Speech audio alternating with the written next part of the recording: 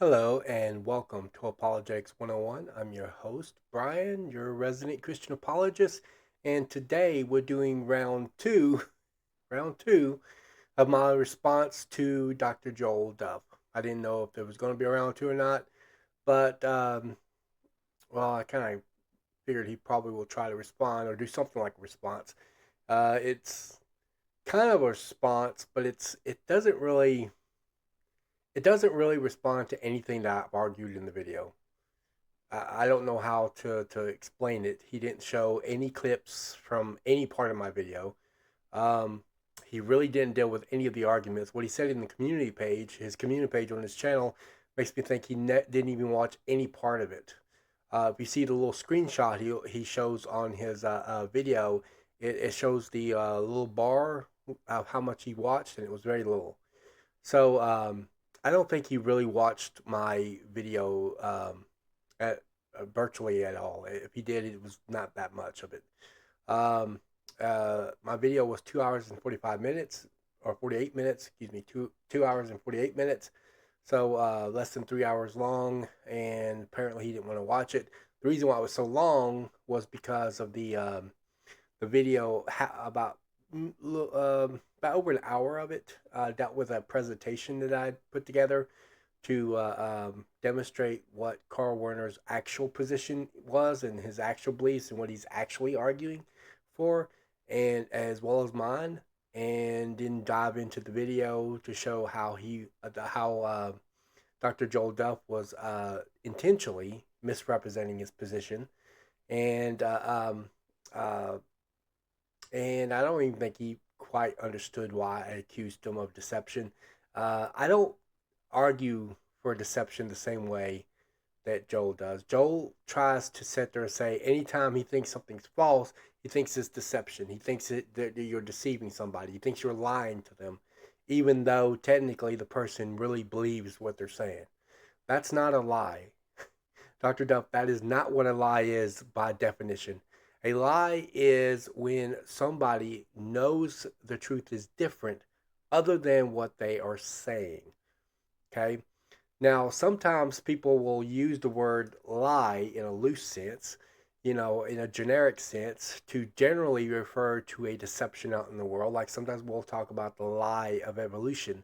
And that's okay to use it in that sense. But it is not okay to equivocate that to a specific person, because once you go to a very specific person, then you're dealing with intentions. Did the person know that the information was false, or was they just had incorrect information and then they presented it? So there's two things to make something a lie. And the first thing is you gotta have intentions behind it. You gotta have intent. If you don't have intentions, then that the person doesn't know that the information is false, then it's not a lie. It could be something wrong, incorrect. They could have false information, that sort of thing. But it wouldn't be a lie.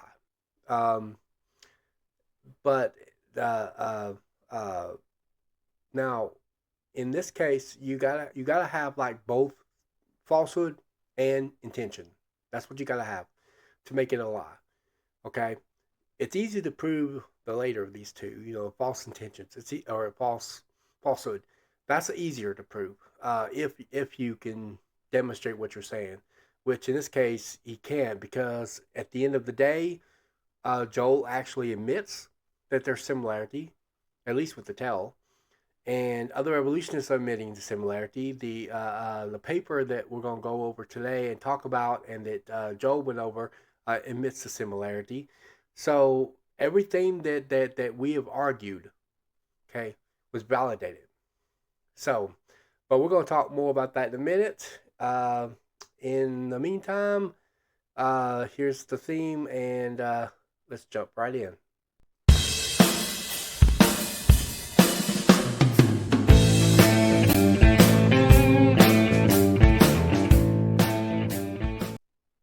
All right. Um, Now, uh, his video starts out by talking about how he thinks it's a lie and it's a deception, and he ends the video talk about that he says Do you think I'm being deceptive? Okay, he didn't understand why I was accusing him of deception. So I'm going to basically break that down real quick. I accused him of deception because on purpose, intentionally, he was caught misrepresenting Dr. Carl Werner's position. Now, why did I say intentionally? In the video, in his original response video to Dr. Carl Werner and my video, he actually where he actually showed a clip. He didn't show a clip from the last response video I did, but he did show a clip from my interview with Dr. Carl Werner. And even in the clip he showed, it showed Dr. Carl Werner saying that it's similar to a mammal, that it's similar to a beaver, it's like a beaver. It's not. He didn't say it was a beaver. Okay, so you've got that. He said it was similar to a beaver. He said that it's beaver. It's beaver-like is what he's and this is similar to a mammal. You know, mammal, modern like mammal. Um, that's what he had argued.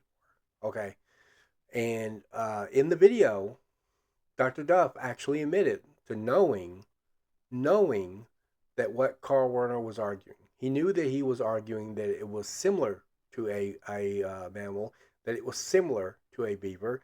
That he wasn't outright calling it a beaver. However, despite knowing that, he kept trying to argue against the idea of it being a beaver. Kept presenting it like Carl Werner was saying it was a beaver when he knew he wasn't saying it was a beaver. And this was all caught on camera. Okay, I saw it on camera. I played the video. Y'all saw it too. So it was all recorded on camera. That you keep seeing that shift. Like he would go from like a beaver, similar to a beaver. You know what Carl Werner was actually saying, and then shifts it to, oh, he's arguing that it's a beaver. No, that's not what he was arguing. He does something similar here, except he tries to equate the word like as meaning to the same as. That's not what the word like means. The word like means similar.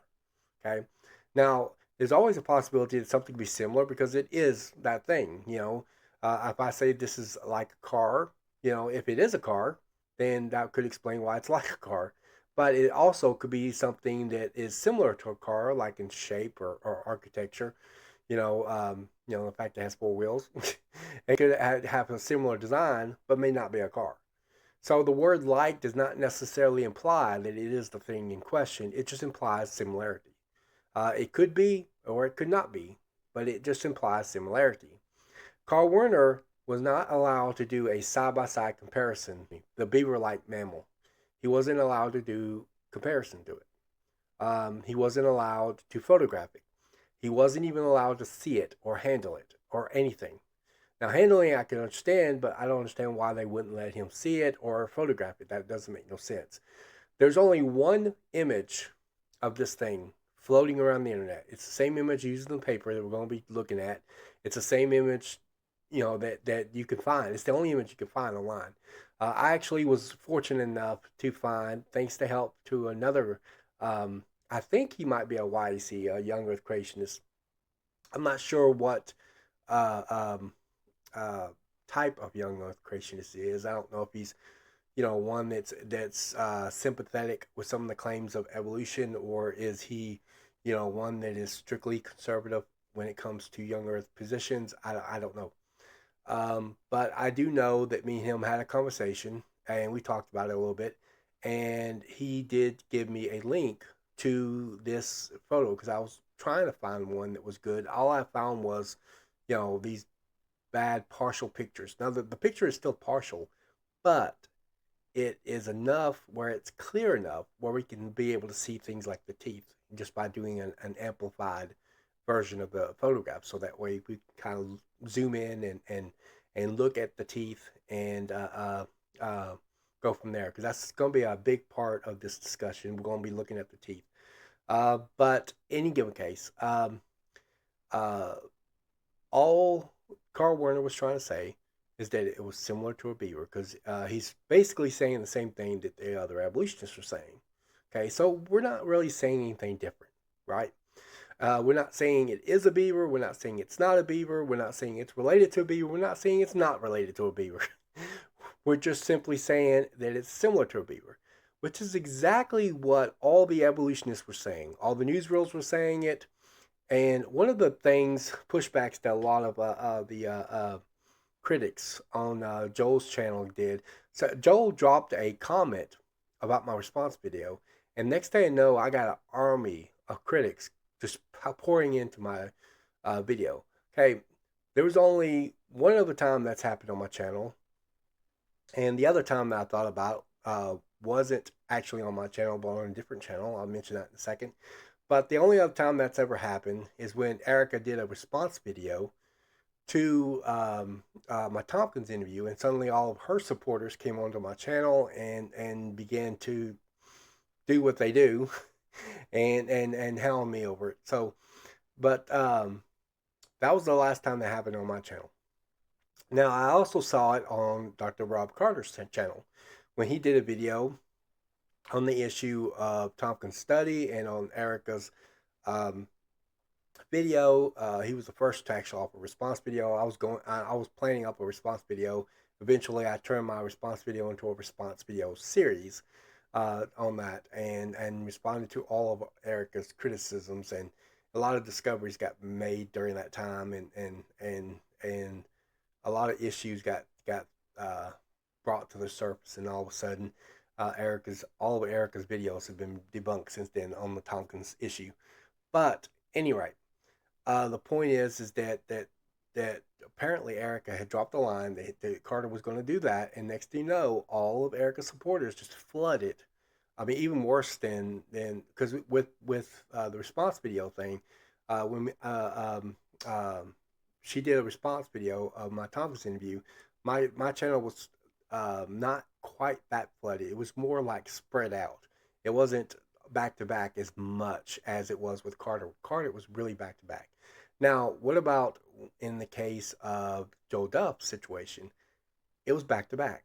I mean, it was pouring in of skeptics.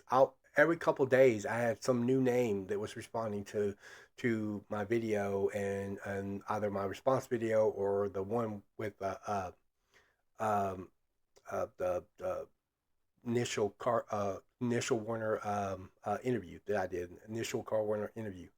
And so I'm like, okay. The funny thing is, Carl Werner also appeared on Standing for Truth, and I didn't get this kind of pushback from Joel. Or they didn't get this kind of pushback from Joel. And Joel is one of the critics that come on Standing for Truth. So I know that he subscribed to his channel and be aware of his video. So I'm not exactly sure why he hung on my response video. Maybe because he applied in the comment section, and Donnie doesn't. I don't think Donnie applies in the comment section much, but I do. And he applied in the comment section, and then me and Dr. Duff had a series of back to backs, and I think that's what prompted him to make a response video, and then I made a response video to his response video, and which I, by the way, have renamed. It's still got the main name on it, but I added round one to it because this is going to have that same name, but round two. That's going to be on the title. But in any case, so army of critics flooding my channel. Okay, next thing I know, I go into Joel's channel, and I'm sitting there debating with these critics over there. So some of these critics I'm debating on my channel, I'm also debating over his channel, and I'm dropping comments, and we're just going back and forth. So I'm debating an army of critics. I always wonder, sometimes I see Kent or somebody, Kent Hovind or somebody else would debate a lot of people all at once. And I always wonder, if I get bombarded like 100 different people trying to debate me, how would I do? I did pretty well. I actually defeated every single one of them. Some of them just did short-lived debates, like 3 or 4 replies. Others did much more prolonged debates, and took up a lot of time. Some of them would, stop the debate, and then I'll reply somewhere else, and then they started up again, and that sort of thing. And so it went back and forth. And also, I dropped a comment on Dr. Duff's on his community page, and that got some people also fired up. So I went back and forth with several of them on there as well. So I've been busy for sure. Um, but any given case, I finally managed to make it through Dr. Duff's next response video. In case you're wondering, is this going to be it? Dr. Duff told me that if Dr. Duff sticks by what he says he has no plan on making any more. He knows I'm going to make another response video, but says he has no intentions on continuing this forward. Hopefully, he will stick by that. If he don't, I will have to base it on a case by case basis. Because in reality, I kind of want to move on too. I don't want to keep on going back and forth with Dr. Duff and the critical supporters on his channel. I don't want to have to do that. I want to eventually move on from this. I've got other plans. I really want to get certain people. I'm in the process of getting certain people on my channel. Dr. Gabrielle Haynes, I'm hoping would come back for episode 2 of Are We Apes, and I'm waiting for her to give me an email back, hopefully maybe by early next week, um, so that I can set to find out whether or not setting up a new time. We had to cancel last Friday because her throat situation wasn't completely cured up, and I was hoping to get Jennifer Niza on again. She said she had a loss in her family, and so I'm trying to figure out what the details are before I put it in the community page, but she hasn't got back with me. So I don't know how to put that, but be in prayer for her just the same. Um, but in any given case, so I made this response video, and Dr. Joel Duff did respond back to it, and he starts out by talking about deception and lying and thinking that Carl Werner is lying, even though Carl Werner really believes what he's saying, and even though the information that he's stating is actually true, similarity to a beaver, that's not false. I mean, even Joel agrees to that. So it's not false, and uh, um, it's not. He obviously is convinced that this is true, and other evolutionists seem to be convinced that it's true. So I'm not exactly sure why. In all honesty, I don't see the reason why this is so controversial with Joel and his channel. We're not saying anything different. I think the reason why it's controversial is because everyone thinks that we're saying beaver, because that's the impression you get from Dr. Joel Delp's channel. That he's constantly making you think that we're arguing that it's a beaver. We're not. Now, some people might take an extra step in that direction. Some people might. They might take an extra step and try to say that it's a beaver. Since it's similar to a beaver, maybe it is a beaver. And so they will take that extra step. Now, in the case of my position and the case of Dr. Werner's position, we're not willing to take that extra step. We're essentially just saying what the evolutionists themselves are saying, that it's similar. Um, Now, you could take that any way you want to, but it's similar to a beaver. And There's some differences, of course. That doesn't necessarily mean it's not a beaver. Doesn't mean it is a beaver. It could be something else. It could be a beaver. It could be not a beaver. It could be related to a beaver. It could be not related to a beaver. And I told Dr. Duff several times, as well as some of his supporters, that I am not saying it's a beaver. Okay, and I'm not saying it's not a beaver. I'm not saying that it's related to a beaver or not a beaver. He kept making it about created kinds. It's not about created kinds. I do not know why he got stuck on that idea that we are somehow referring to it as a created kinds. Dr. Werner never mentioned created kinds in anything in my interview, as far as I know. And I've said that more than once, and I don't think any critics corrected me on that. I think I think it's pretty good mindset because I don't remember, I do not remember Carl Werner mentioning it. If y'all do mention it, please let me know and give me the timestamps, and I'll look it up. Um, but I don't remember him saying anything about created kinds. Um, And I certainly didn't. I know that for a fact. I haven't said anything about Criticons. For some strange reason, he was making it about Criticons. Am I saying that it's not? Am I saying it's related to a beaver? No. Am I saying it's not related to a beaver? No. I'm not saying any of that. I am open to all of these possibilities, even Joel's, but I'm not dogmatic about any of them. Okay. Now, that's my position. Now, I am leaning toward an idea. I am leaning toward an idea. But I'm not going to voice that right set the second because I'm going to talk about that later. Okay. But am leaning toward an idea or what I think it is. And it's probably not going to be what Joel thinks. Okay. It's not going to be what a lot of people might think. Um, but I am leaning toward an idea of what I think it is. Um, I don't know exactly, but I'm not dogmatic about it. I'm open to it. Not, me being wrong on that. I'm okay with that. If I am wrong, it's not going to bother me one bit. My position, and this is something I also had to try to convince the critics of, is that my position is not that uh, my position doesn't require that mammals are found with dinosaurs. If they are, that's great. If they're not, it doesn't require it because the flood models can explain the order no matter how you slice the cake. Um, and we can expect the ordering to fix that, or the ordering to be uh, in accordance with the models that we have of the flood. A lot of critics don't seem to understand that. They like to assume their position, assume that it would be according to the strata, and see what happens is that there's an error in judgment. It's not a fallacy in logic. It's not.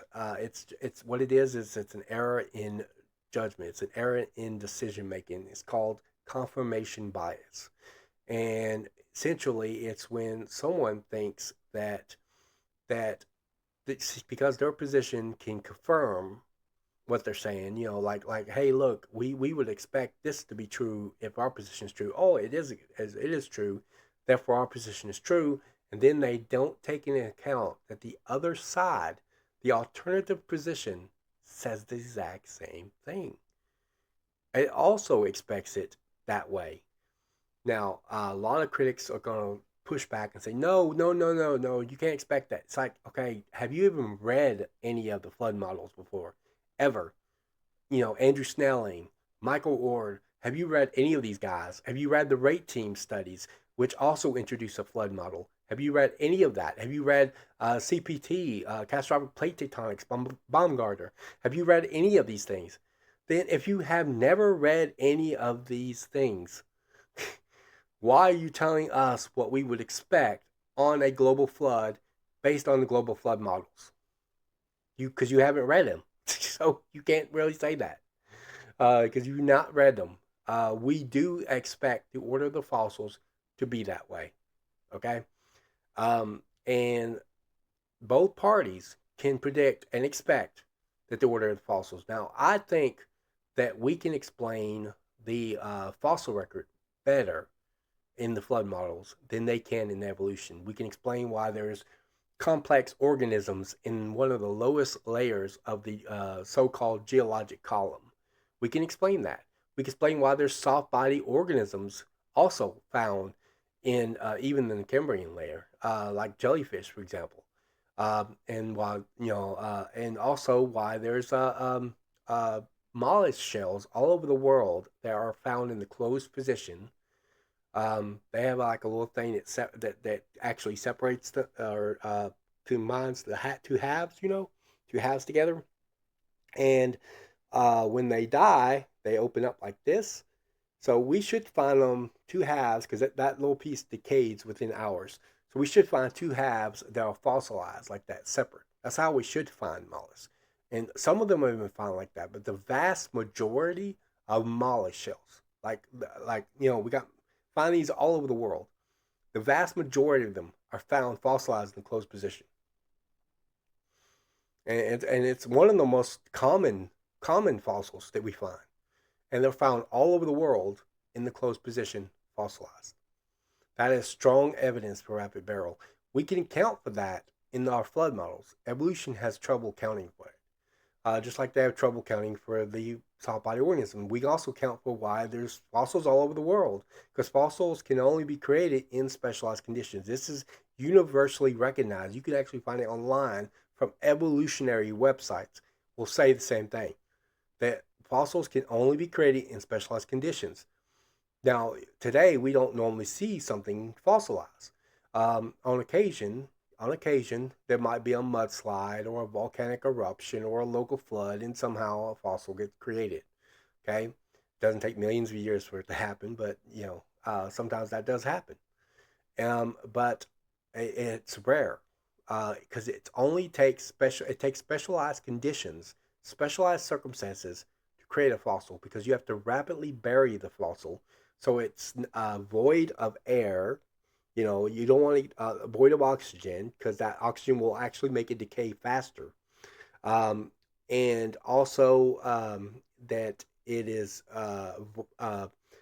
away from insects and animals eating it and messing with it and things like that, and that sort of thing. And so the only way to do that is if you quickly bury it to protect it from these things. Okay. um, it doesn't protect it from things that can go into the ground, but it would protect it from things and wind and erosions and storms and things like that above ground. Why it's fossilizing. Doesn't take millions of years to fossilize, because we've actually fossilized things in a laboratory before. So I mean, we know it don't take millions of years to fossilize, and these things are found all over the world, all over the world. And the global flood would explain that. It would also explain why there is a flood story in every culture around the world. I think I've heard between 300 to 500 flood stories, and we're finding more all the time. And there's a lot that are similar to Noah, like the main hero of the Hawaiian flood story. I think it's like News something other, but it's a similar name to Noah. It was like wow, and you can find some similarities like that, um, um, including on Gilgamesh. That's probably the one of the most obvious similarities, but it also has some major differences. Their ark is shaped like a cube, which could never survive in turbulent waters. It would capsize quickly, and so the shape of the ark in the flood story was perfect and seaworthy. And the pitch was used to waterproof it and stuff. So you can tell this is the historical account of what actually happened. So the flood models can explain all that, and the Bible makes sense of the world around us and what we know. And so I think that it makes better sense, in the creation model, in the flood models, than it does in the evolutionary model of how they explain the order of the fossils and that sort of thing. Um, and I think they have so many difficulties because of that issue. All right, but back to what we were discussing today. Okay, I do think that I still hold back what I said in my last response video. I still think that Dr. Duff had intentionally strawmanned. Since then, I actually been whenever I was debating back and forth, and me and Dr. Duff had another debate back and forth in the comment section, and so uh, and so and he actually admitted to knowing what Carl Werner's position was. He thought that if that somehow if they are if the person in question is if Dr. Werner says something in such a way that the person in question automatically assumes that he's saying something that he's not saying, like, say, for example, assume that he's saying it's a beaver, that automatically that means he must be giving false information, and thus it must be a lie.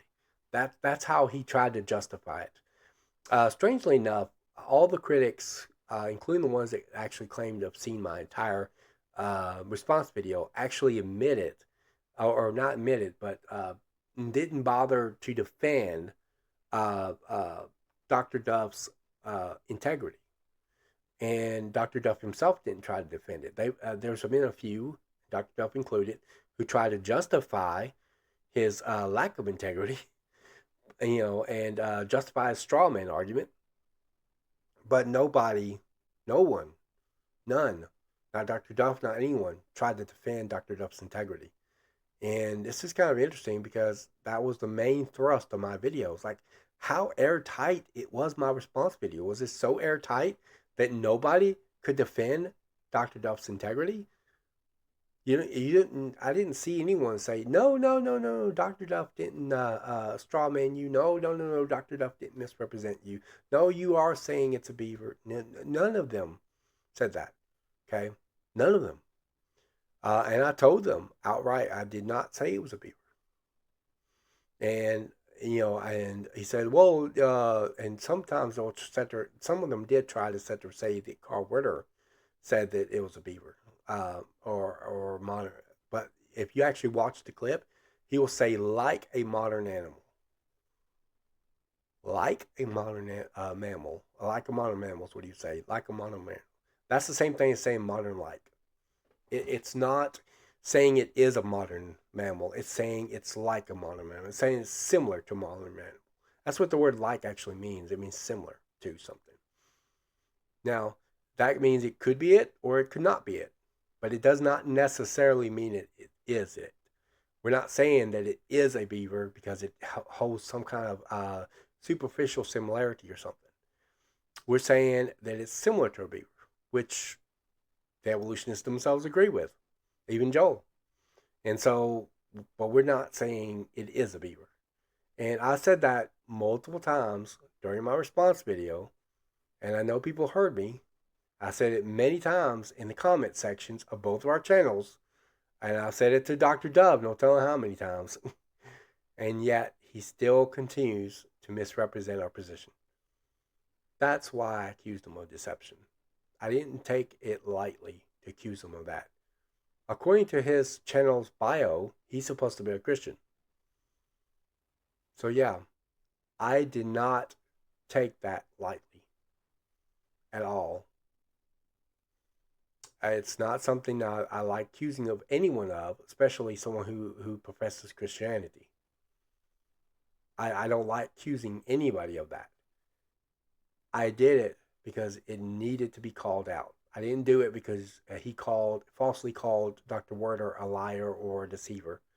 That's not why I did it. And some people might have thought that. Maybe Joel did too. But no, that's not why I did it. I did it because he admitted on camera to knowing what his position was, but then consistently tried to argue that he was claiming it was a modern beaver or a modern mammal, and he kept arguing against that like that was his position, and it wasn't. Another thing I found at the beginning of the video, I'm not going to be playing the entire video. There's a section of the video I am going to be playing today, but it won't be the entire video. That's why I'm talking more because I'm just basically going over my thoughts on the video, and then I'm going to get some key area that I really want to deal with, and then jump into the paper as well. But he had the only clip he showed in the entire video was a clip of an Answers in Genesis speaker. Okay, I didn't recognize the speaker. I don't think he's on staff at Answers in Genesis at all. But he was a speaker that was invited to speak there, and that particular speaker said that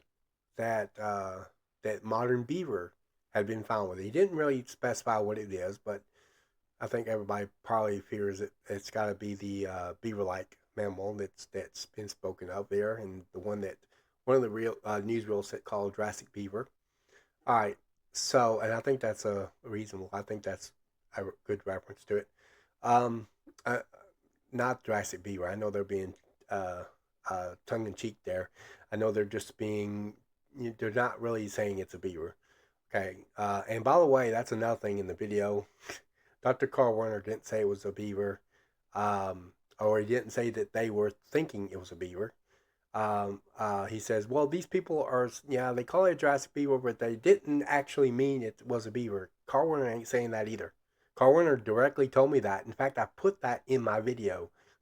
Go back on my video, I actually mentioned that, what Carl Werner said, that he recognized the fact that they were being tongue-in-cheek and that they did not actually believe that it was a beaver. Okay, so he wasn't saying that. But he did, but Dr. Duff did bring that up in the video, and it's like, no, that's not what Dr. Carl Werner was saying by bringing up these news reports and stuff. He was only saying what they're saying, similar to a beaver. That's it. Okay. But Dr. Werner was not willing to take the extra step because he did not see a side by side comparison of the animal or of the fossil. And because of that, he could not argue one way or the other what it was. So he was not willing to take that extra step and say it was a beaver. He just saying, well, there is some similarities there. That's all he was saying. Now, this particular speaker, however, that that Dr. Duff shows the clip from, we're not going to show that, but he showed the clip from that in his video, and then he tried to argue. He tried to use that to argue against Carl Werner's position, except Carl Werner wasn't saying it was a beaver. What do I think about that? I mean, apart from the whole not showing any of my video, because the whole point in doing response videos is that you normally show at least one clip, from the video you're responding to. Most people usually do, but he wasn't doing that. He didn't do that. He didn't show one clip from the video. He did this. He showed this clip from this Answers in Genesis speaker who did decide to take that extra step, and because there were similarities with the beaver, he decided to sit there and say that it was a beaver. Now, the position is that he thinks that because of the way in which Dr. Duff or Dr. Werner is arguing his position, that automatically that meant that he was being vague enough and using words like to make people think that it was a beaver. That's what he's trying to say. Now, of course, in reality, it has nothing to do with the way Carl Werner's worded. It has more to do with how a person will take it, but they're not going to take like to mean anything but similarity. The question is whether or not, if you see similarities and you jump to the assumption that it is that thing, that it's similar to. That's the question. And that requires an extra step in one's position. Dr. Carl Werner was not willing to take that extra step because he felt that the evidence wasn't strong enough, at least that he had, because he wasn't able to get access to the fossil, to say outright that it was a beaver. So instead, he said what the evolutionists said, that there were similarities to a beaver. Now, how someone else takes that is up to them. Some people might take that extra step and argue that it's a beaver, while others might say, no, it's just similar to a beaver. And some people might be able to say, well, like me, like not dogmatic one way or the other. I'm open to it being a beaver. I'm open to it not being a beaver. But I'm not going to argue that it's a beaver because I just don't know. The thing about fossils is they're highly interpretive. They come with a lot of assumptions. Our information on them is very limited. We're making a lot of inferences from them. And these inferences are usually based on assumptions. Sometimes they're even based on worldview assumptions. And so it's harder to assess as a result because you're having to interpret it a lot. And it's not, and you don't have the animal in front of you where you can examine, like biology, where you can examine something that exists today. It's a lot different when you're dealing with paleontology, when the animal is long since dead and maybe there's no living forms today, possibly, and all you have is the fossil to go by, in which case interpretations will fly like crazy. It's just the way it goes. Um, and so uh, with this, uh, Carl Werner is not willing to take that extra step. Some people are willing to take that extra step and say it's a beaver. This doesn't mean that Carl Werner's being vague in his language. It doesn't mean that like also it means definitely it must be the same thing. That's not what like means. Like means something is similar to. If I say this chair is like a couch because it's comfortable, just like a couch is, you know, it's not. But if I were to say that, um, then the object of it is that it's similar to a couch, not that it is a couch. Now, I could also equally sit on a couch and say, man, this couch is like a couch. It's very comfortable. Well, that's because it is a couch. But the point is that it does not necessarily imply that it is the thing in question, and it does not necessarily imply that it is not. You know, something could be like something because it is something, but something can also be like something because it is just, similar to it, but yet not it. Both of those are possibilities. Dr. Werner was just not willing to take that extra step. Some people are. That particular speaker, which he showed in a clip, did not. I don't think he works on staff at Answers in Genesis. I don't recognize him at all.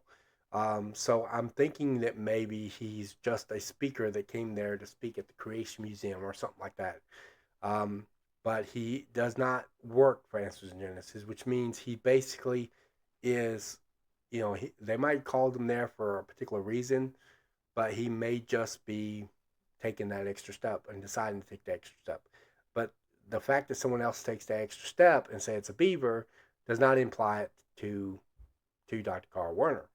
Carl Werner is not saying that. He's not saying it isn't that. He's just saying he don't know. He's just saying he ain't certain. He told me through the email we won't know for sure until they allow us to do a side by side comparison, which is another thing I got jumped by critics about because they're like, I need to do a side by side comparison. It's like, okay, try to understand something. We're dealing with, okay, try to understand something. We're dealing with fossils, all right? We're not dealing with the organism itself. By that I don't mean we don't have the animal in front of us. We can't examine how the animal is, or you know, we can't examine how the animal is. We can't examine it in its natural habitat. We can't see what it normally eats, and so all of our information is limited by the fossil. This is especially true for extinct animals because we don't have them in front of us at all. At least with another animal like a dog or something that we do have in front of us, we can say that we know things about the fossil based upon what we know of dogs today. But you can't really say that about the fossil of an extinct animal if the animal is extinct. And even when it's not, there's still limitations to knowing the fossil because the fossil could probably try to tell you how an animal is in the past, but it's very limited on its information. Assumptions abound. There's interpretation. There's conjecture. There's all kinds of things that can flow from examining a fossil. It's not as simple as people make it out to be because they don't. Well, people there are not trained in paleontology may automatically assume that people that are examining these fossils just know, what its eating habits are, by the architecture of its teeth. And it's like, no, the teeth doesn't actually. The only way to know what an animal ate is if it's preserved in its belly, through fossilization.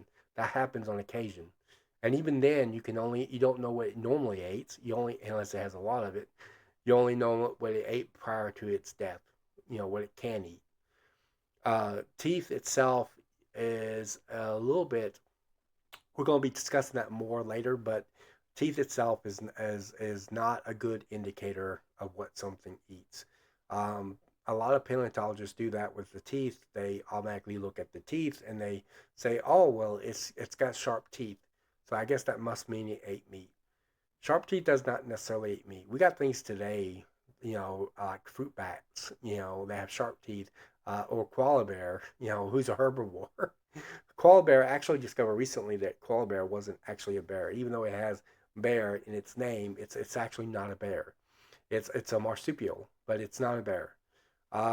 Which I already knew it was a marsupial, but I always thought it was some kind of bear.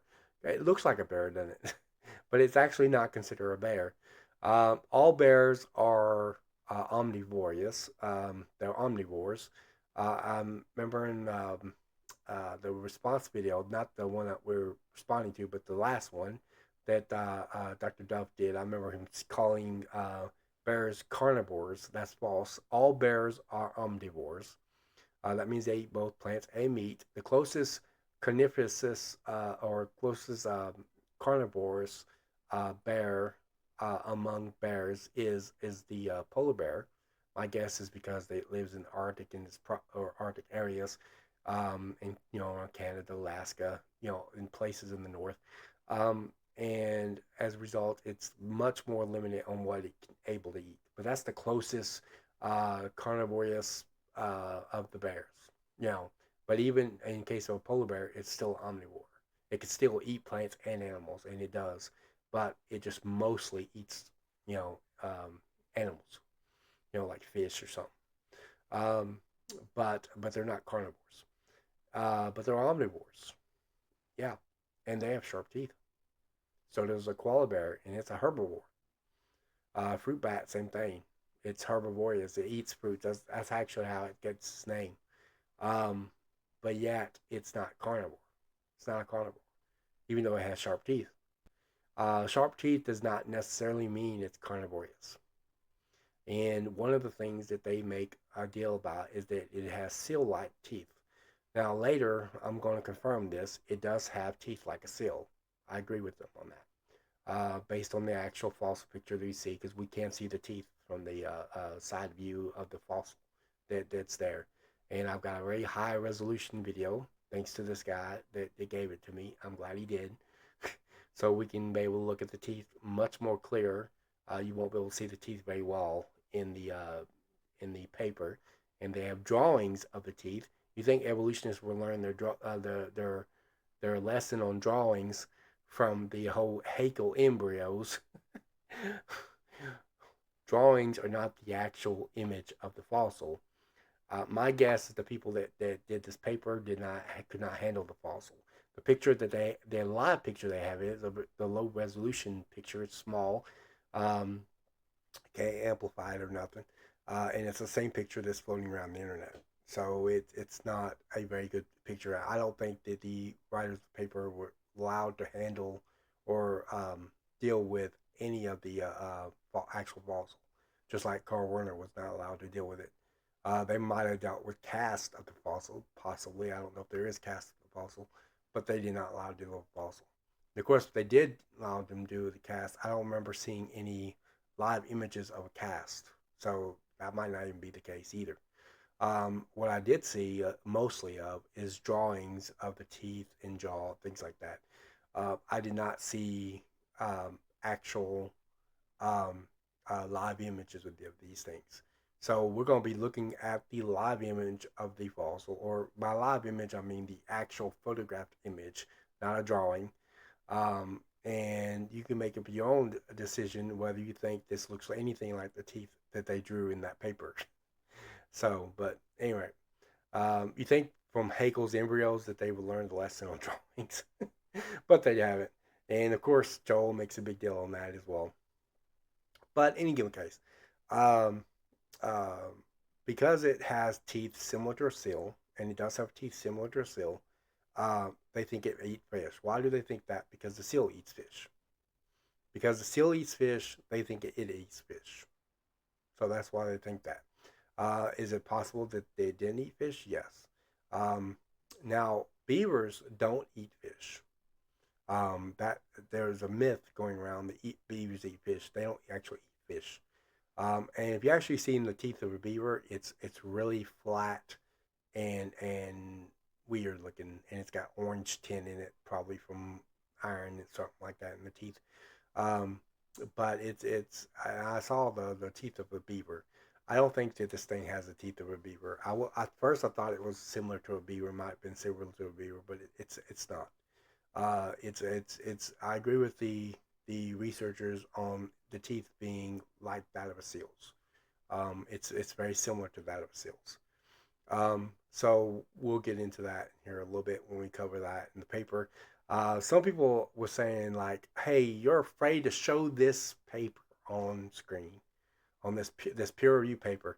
Okay, in my original response video to Dr. Duff, I was responding to a particular video that Dr. Duff made responding to my Carl Werner video. Okay, now Dr. Duff showed zero. Listen to this, critics, supporters of Dr. Duff. He showed zero peer review papers in his thing. He mentions it. He claims that these were there. He doesn't reference any of them, and he doesn't show any of them, and he doesn't cover them on screen. None. All he did was alluded that they exist out there in the world. That's it. Okay.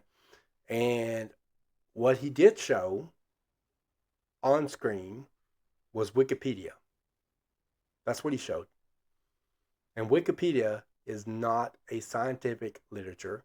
It's not a scholarly literature. I don't know of any university. I don't care how conservative Christian it is to how secular it is. I don't know of any university that would consider Wikipedia an academic source. None. Say, well, it includes sources. There was a time when it actually didn't include sources. Why you can find Wikipedia pages still that would say things like, if anyone knows any sources, make sure you put it in there. Because at one time they didn't require it. Now Wikipedia requires them to do sources. But it's not peer review. Nobody's checking the sources out. You could put Mickey Mouse down as your source. It wouldn't matter. As long as you put something there as a source. Nobody's checking them out. And someone said, well, you could sit there and check the source out. Yeah, sometimes I do. But I don't usually use Wikipedia because I know it's not an academic source. It's not credible. And the point is that most people is not going to check out those sources. Most of them won't. But here's the thing. You have no idea who originally wrote it, or even if he knows what he's talking about.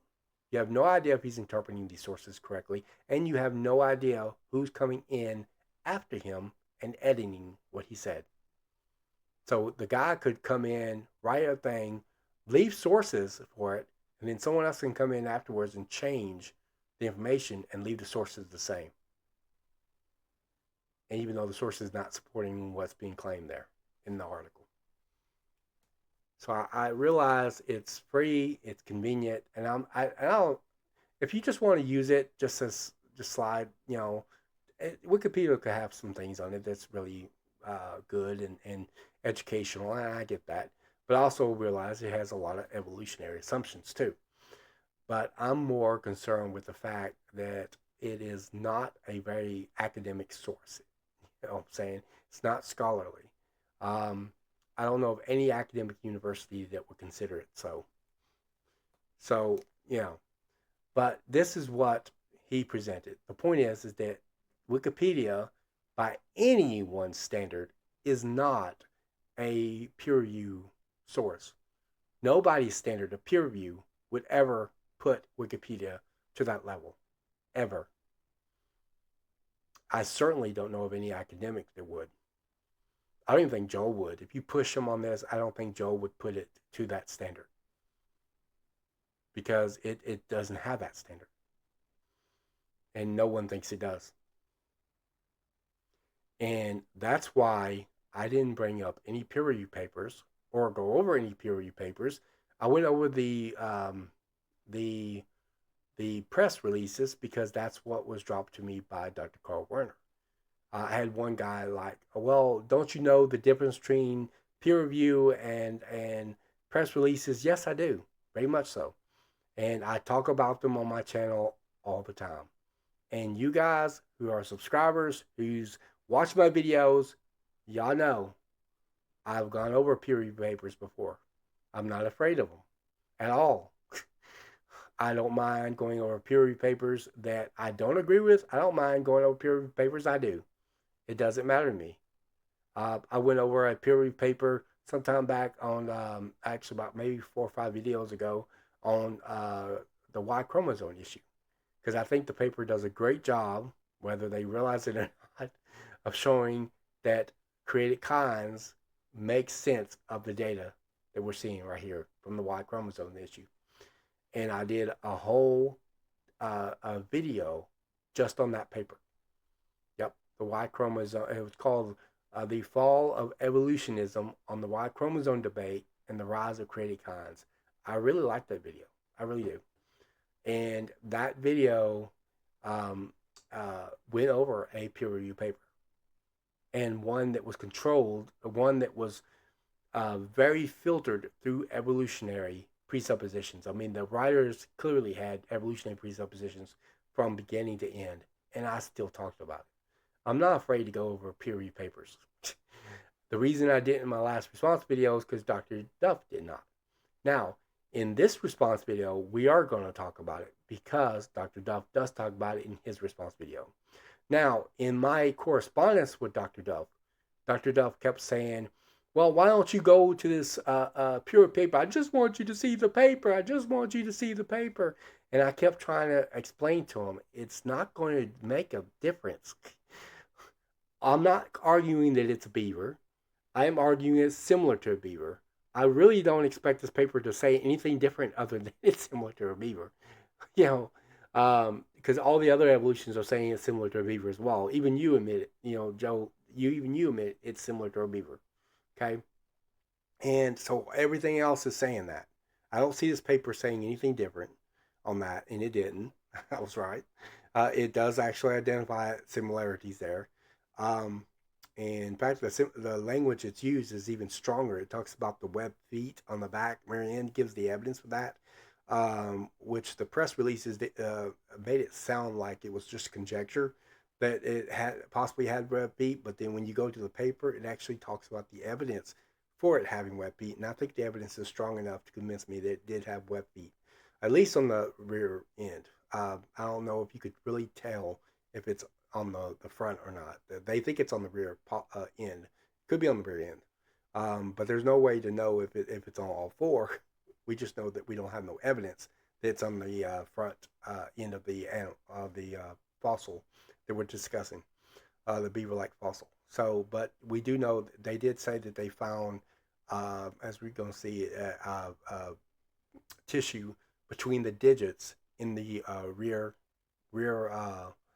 um, the rear feet, the rear legs, you know, the rear feet of the hind feet of the fossil, and that tells us that it had web feet at least on the back end of the fossil, and so its hind feet was webbed. Now, that's interesting. It's going to be even more interesting when you find out later when I talk about the similarities to a beaver, because a beaver has webbed hind feet. Just throwing that out there. But anyway, um, but that kind of got skated over by Dr. Duff. But anyway, um, uh, but yeah, the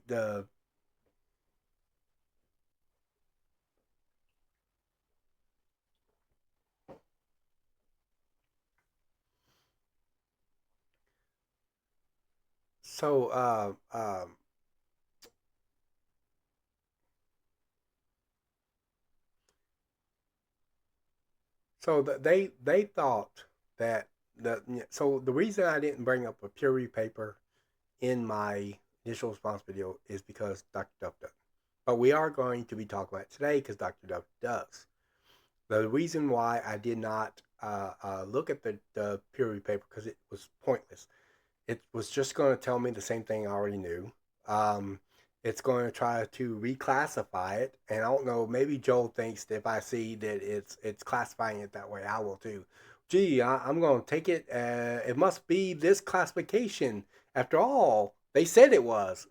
It's like, no, I'm not gullible. So I'm not going to just take their classification just because they said it. And we've talked about the classification system on this channel before. The classification system is man made, it's invented, it's less than 300 years old. Okay.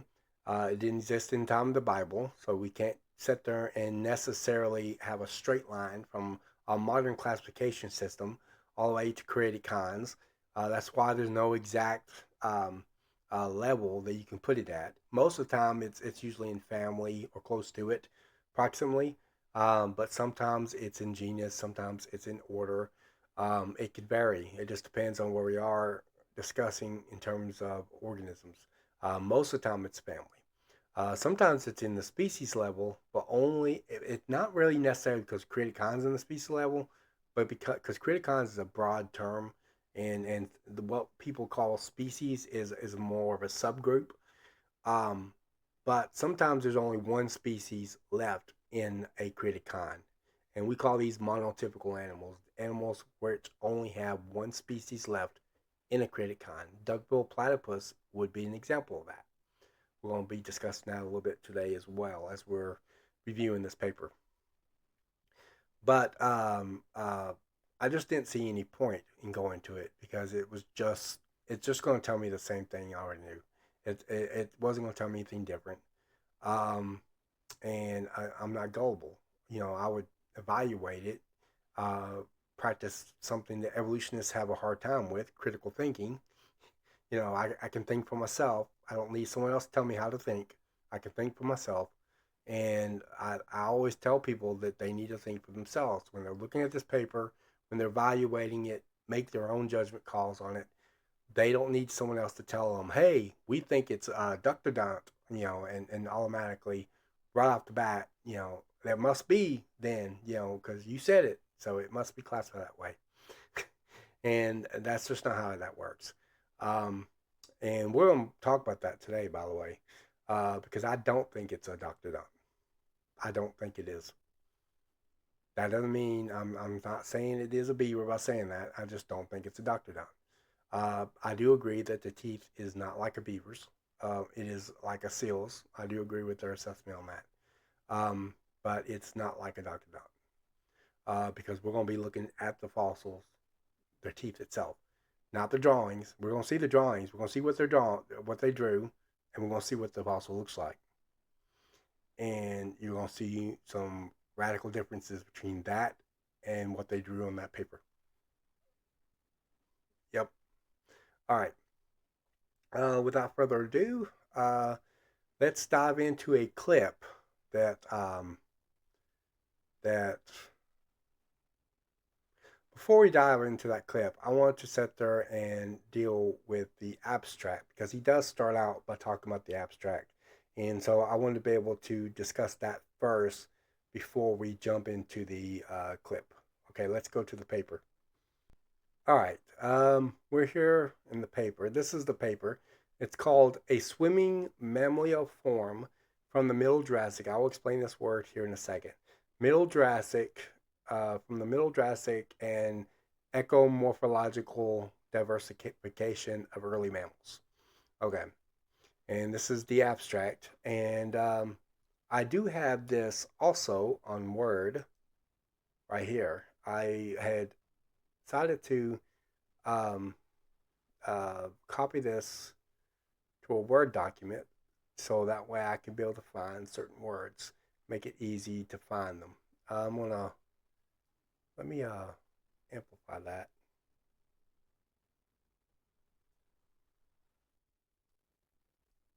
That will make it easier to look at these things.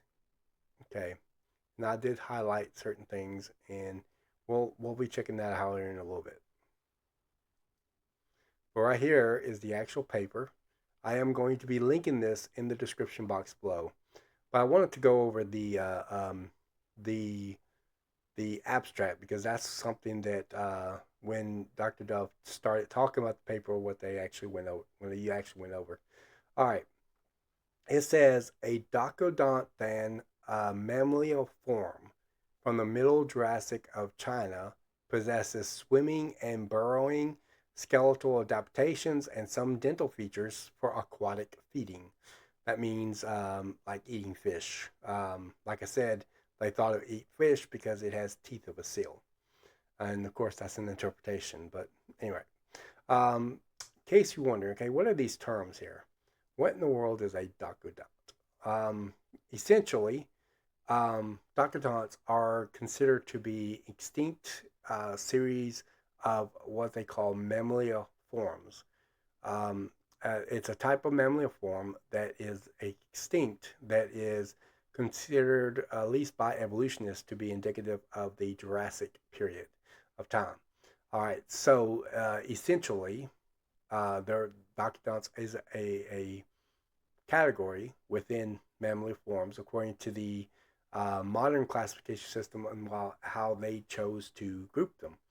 And Docodonts have what they basically, how you can tell a Docodont, according to everything that I found on it, was its teeth. Essentially, its teeth are really weird. And not just the teeth, it's the molars of the teeth that are strange. And so the molars are supposed to be the identifying thing that really identifies a Donkodont. Um, we're going to get more into that later when we talk about the teeth. But what about the mammalia form? What is that? What's the difference between that and a mammal? A mammal is part of the category in the modern classification system of mammalia or of mammalia. That's what it's called. Mammalia. It's a basically mammalia is a inclusive group that would include multiple groups, including mammals. That's part of that group. Um, Now, a mammaliform is essentially one that um, has some character might have some characteristics of a mammal or a mammalian or whatever the case may be, um, but it is doesn't have all of them, or they can't prove that it has all of them. Another way of putting it. Um, there are certain traits. The way the modern classification system has worked, they try to group animals according to certain traits or characteristics. Well, among the characteristics that they use to determine whether it is a mammal or not is that it has to have fur. Okay, we don't have fur. We're not mammals, and despite them claiming we are, we're not mammals. We have hair, and we don't even have it all over our bodies. We have it scattered across our body, but not all over. They have fur all over their bodies. And so mammals have fur. They also have certain bones in the inner ear. Okay. Um, they also have a neural cortex, some kind of layer outside the brain or something like that. They have that. Um, uh, and the fourth, they also they also have mammal glands. Mammal glands. What is that exactly? Essentially, their mother of the mammal can give milk to their young, and it does that because it has mammary glands. Enough said. All right, but that's what a mammary gland is. Okay, and they have that. Now, here's the thing: we can tell that it has fur. How do we know it has fur? Because fur was actually found with the animal or with the fossil.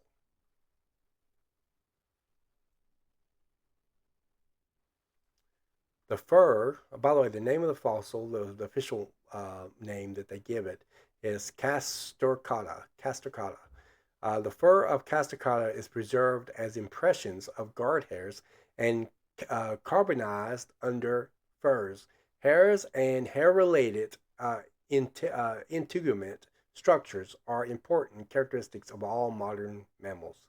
Okay, so in other words, they found evidence that it had fur. Okay. Um, Now they report this as guard hairs. It's not the same kind of hairs that we have on our head or something, but basically it is fur hair. And it's not just it's multiple coats of hair, under furs. So in other words, they I think if I understood it correctly, not in the paper, but from a different source, they found like multiple layers of hair, layers of fur. They might have said it in here too, but they found multiple layers of fur with it, or at least evidence of multiple layers of fur. Maybe a better way of putting it. But I think the evidence for it having fur is very strong. Okay. Well, fur is one of the criteria for it being a mammal. All right. So they found fur. They could tell the inner ear is or the ear is got the right, you know, functions there. Um, it's got complex teeth. Okay. Um, does it have a neural cortex around its brain? No, because brains aren't preserved in the fossil record. Okay, um, what about mammalian glands? Nope, because they're not preserved either. So we can't tell for sure if it's a mammal. Okay, that's important. Since we can't tell for sure it's a mammal, they went ahead and classified it as a mammaliform because they don't know if it has all the traits of it being a mammal. It has most of them, I think. I think it has at least three of them that we're able to tell from the fossil, at least. Um, but it doesn't have the other two. And there's no way we could do that, you know, because it's a fossil. Brains usually don't get preserved in fossils. So, you know, we don't have no brain tissue to know that if it has a neocortex or anything like that. Um, but I think it was going to come really down to their um, their classification of it, which is based on cladistics and evolutionary presuppositions about the form in which it takes. See, they argue that mammaliforms had pre-existed mammals. They were alive during the Jurassic era, and because it was found in the Jurassic strata, you know, right? They assume that it must be the evolutionary precursor of mammals, and therefore it can't be a mammal, right? Because it evolves into a mammal, they think, or eventually along the lines, and that's why they label it as a mammal form. It has nothing. I think it has less to do with common characteristics as much as it does with their evolutionary presuppositions about it. Now, there are certain things you're just not going to get in the fossil record. Sorry, you're just not going to. You're not going to get the brains preserved, and you're not going to get mammal glands preserved. But if you got all the other characteristics, I think it's safe to say it's a mammal. But they're not willing to go that far, so they're classifying it as a mammalian form, which in their classification, particularly in cladistics, they do not identify mammalian forms as a mammal. Now, one of my pet peeves is that evolutionists tend to act as if creationists are supposed to have their presuppositions. So Joe Duff kept trying to quote unquote correct me on this, with quotations there, try to correct me on this by trying to tell me, oh, it's a mammal form. That's just how they classify it. Doesn't make it this case. And the only reason they classify it that way is for two reasons. One, because they are only able to demonstrate three out of the five characteristics necessary for it to be a mammal. And two, the second reason is because it follows their evolutionary line of history. And so that's why they classify it as a mammal form, not classifying it as a mammal. Now, of course, a mammal form, technically by definition, would still be similar to a modern mammal. It just wouldn't be classified that way because it doesn't have all the traits, or at least you can't demonstrate it having all the traits of a mammal that's in accordance with our classification. So that's what a mammal form is. Okay, what about Docudant? Docudant is a particular type of mammalian form, one in which allegedly existed during the Jurassic period, according to the evolutionary timeline. Okay, and so they consider them an extinct animal. And the most common trait of a Docudant, the one that people typically end up recognizing it as a Docudant, according to how they're classifying it, is by its molars. Its molars are a particular type. It is weirdly designed and shaped and seem to be flipped backwards from the jaw, and it's not it's clearly not a normal set of molars. I mean, normally which we consider molars, like we got molars in the back of our mouths, and so molars are like the back teeth in the mouth, and so it's you could tell that, right? But in this case, um, this is being classified as a doctodont. Do I think it's a doctodont? No, as I'm going to talk about here in a minute. But the researchers think it's a doctodont, so that's what they put in the paper. All right, they think it's aquatic for aquatic feeding. That's the seal-like teeth that they have. I agree that it has teeth similar to a seal. I am not arguing that it feeds on aquatic life. Maybe it does, maybe it doesn't. I don't know. The thing about teeth is that interpreting teeth is very tricky, since there are things today that have teeth forms that match that of other animals that we would have normally classified as a carnivore, like in case with sharp teeth, that are actually herbivores. Uh, teeth can be misleading unless we find an animal preserved in their bellies and be able to identify that as its food. Obviously, it would be if it's in its belly. Then we can be able to at least say that it's able to eat this particular type of animal, because after all, it did, right? Like they found a Tasmanian devil-like animal, right, with a velociraptor, I think it was, in their belly. Well, we know that particular animal can eat and does, or did, of a dinosaur, because it did. And so we find it preserved in their belly. All right. He says in burrowing, skeletal adaptations and some dental features. This is going to be important for today's discussion. Dental features, because that's what the main thing that the main thrust of Dr. Duff's video. And he says it is the most primitive taxon in the mammalian lineage. This is referring to him because he's being classified as a Dr. Duff. Known to have fur. Okay, that's a trait of mammal, uh, and has a broad, flattened, partly scaly tail, analogous to that of modern beavers. Say that again. Analogous to that of modern beavers. Yep. In other words, they're saying it's similar to beavers. Are they saying it is beaver? No, they don't even classify it that way. You know that they don't classify it that way because they tell you how they're classifying it, right? Right here. That doesn't make that right. It just means that that's what they classify it.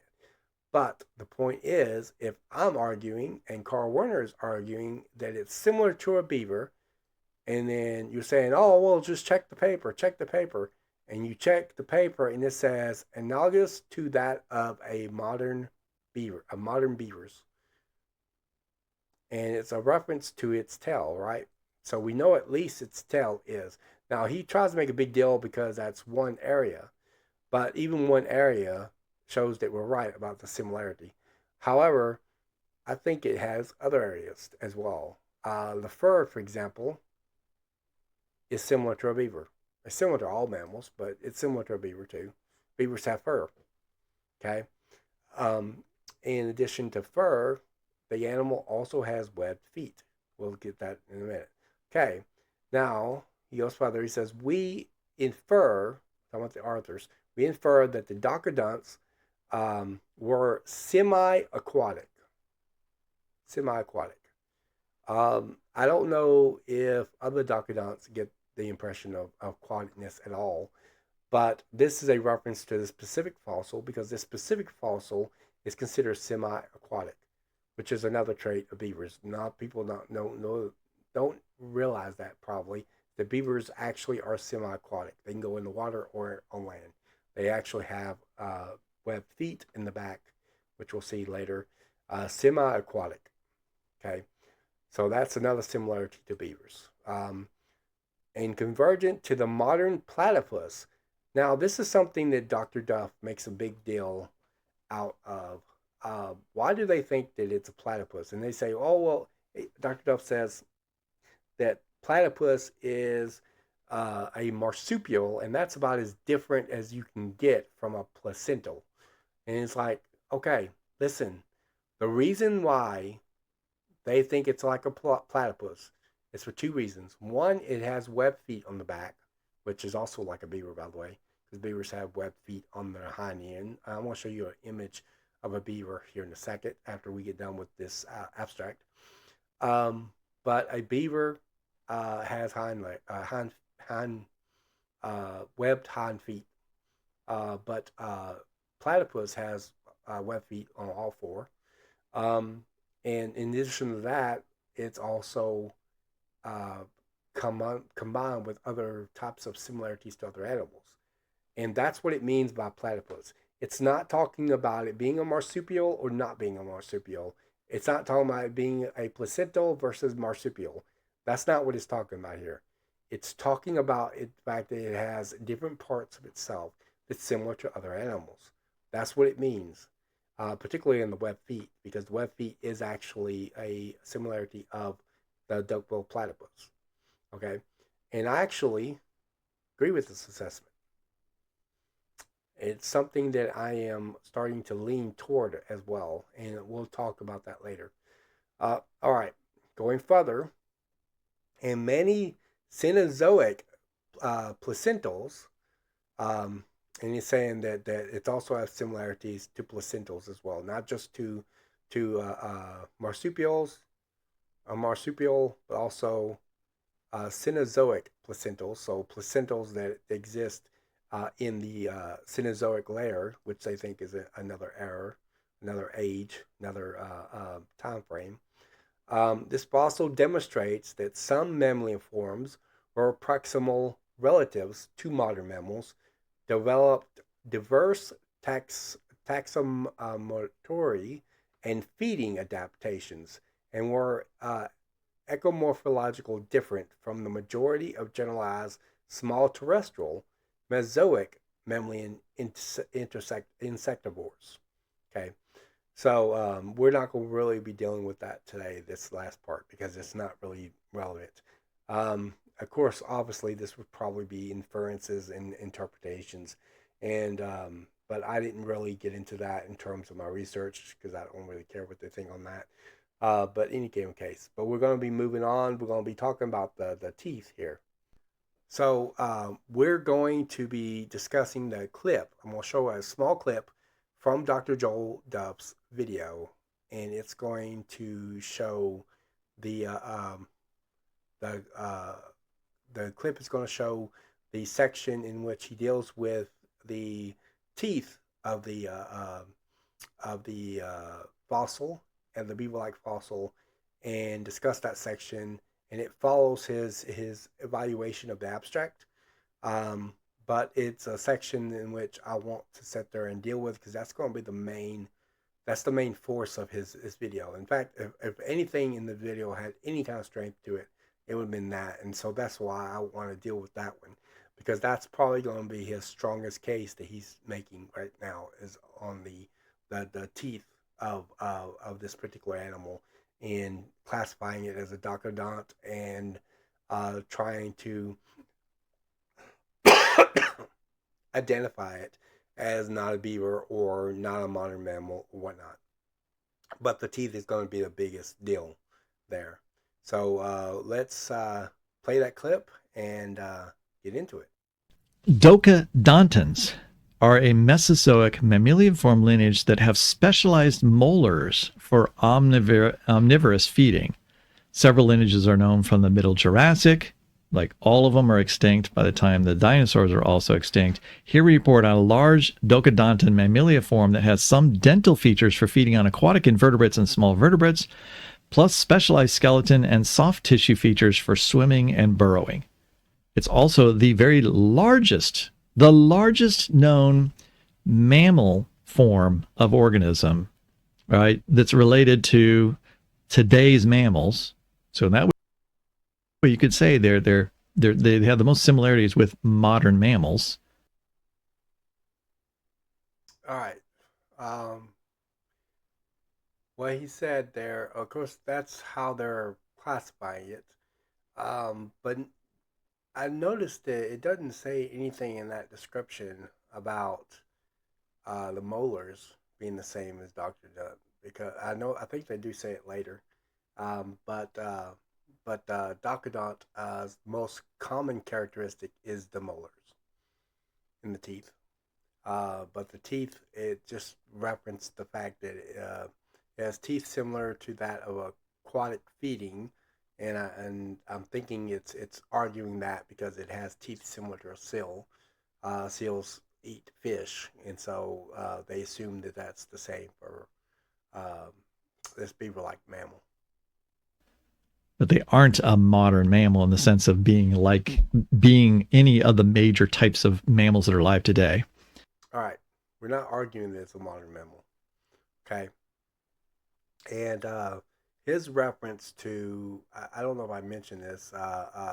His reference to this Answers in Genesis speakers position, about the the taking that extra step and saying it's a modern mammal.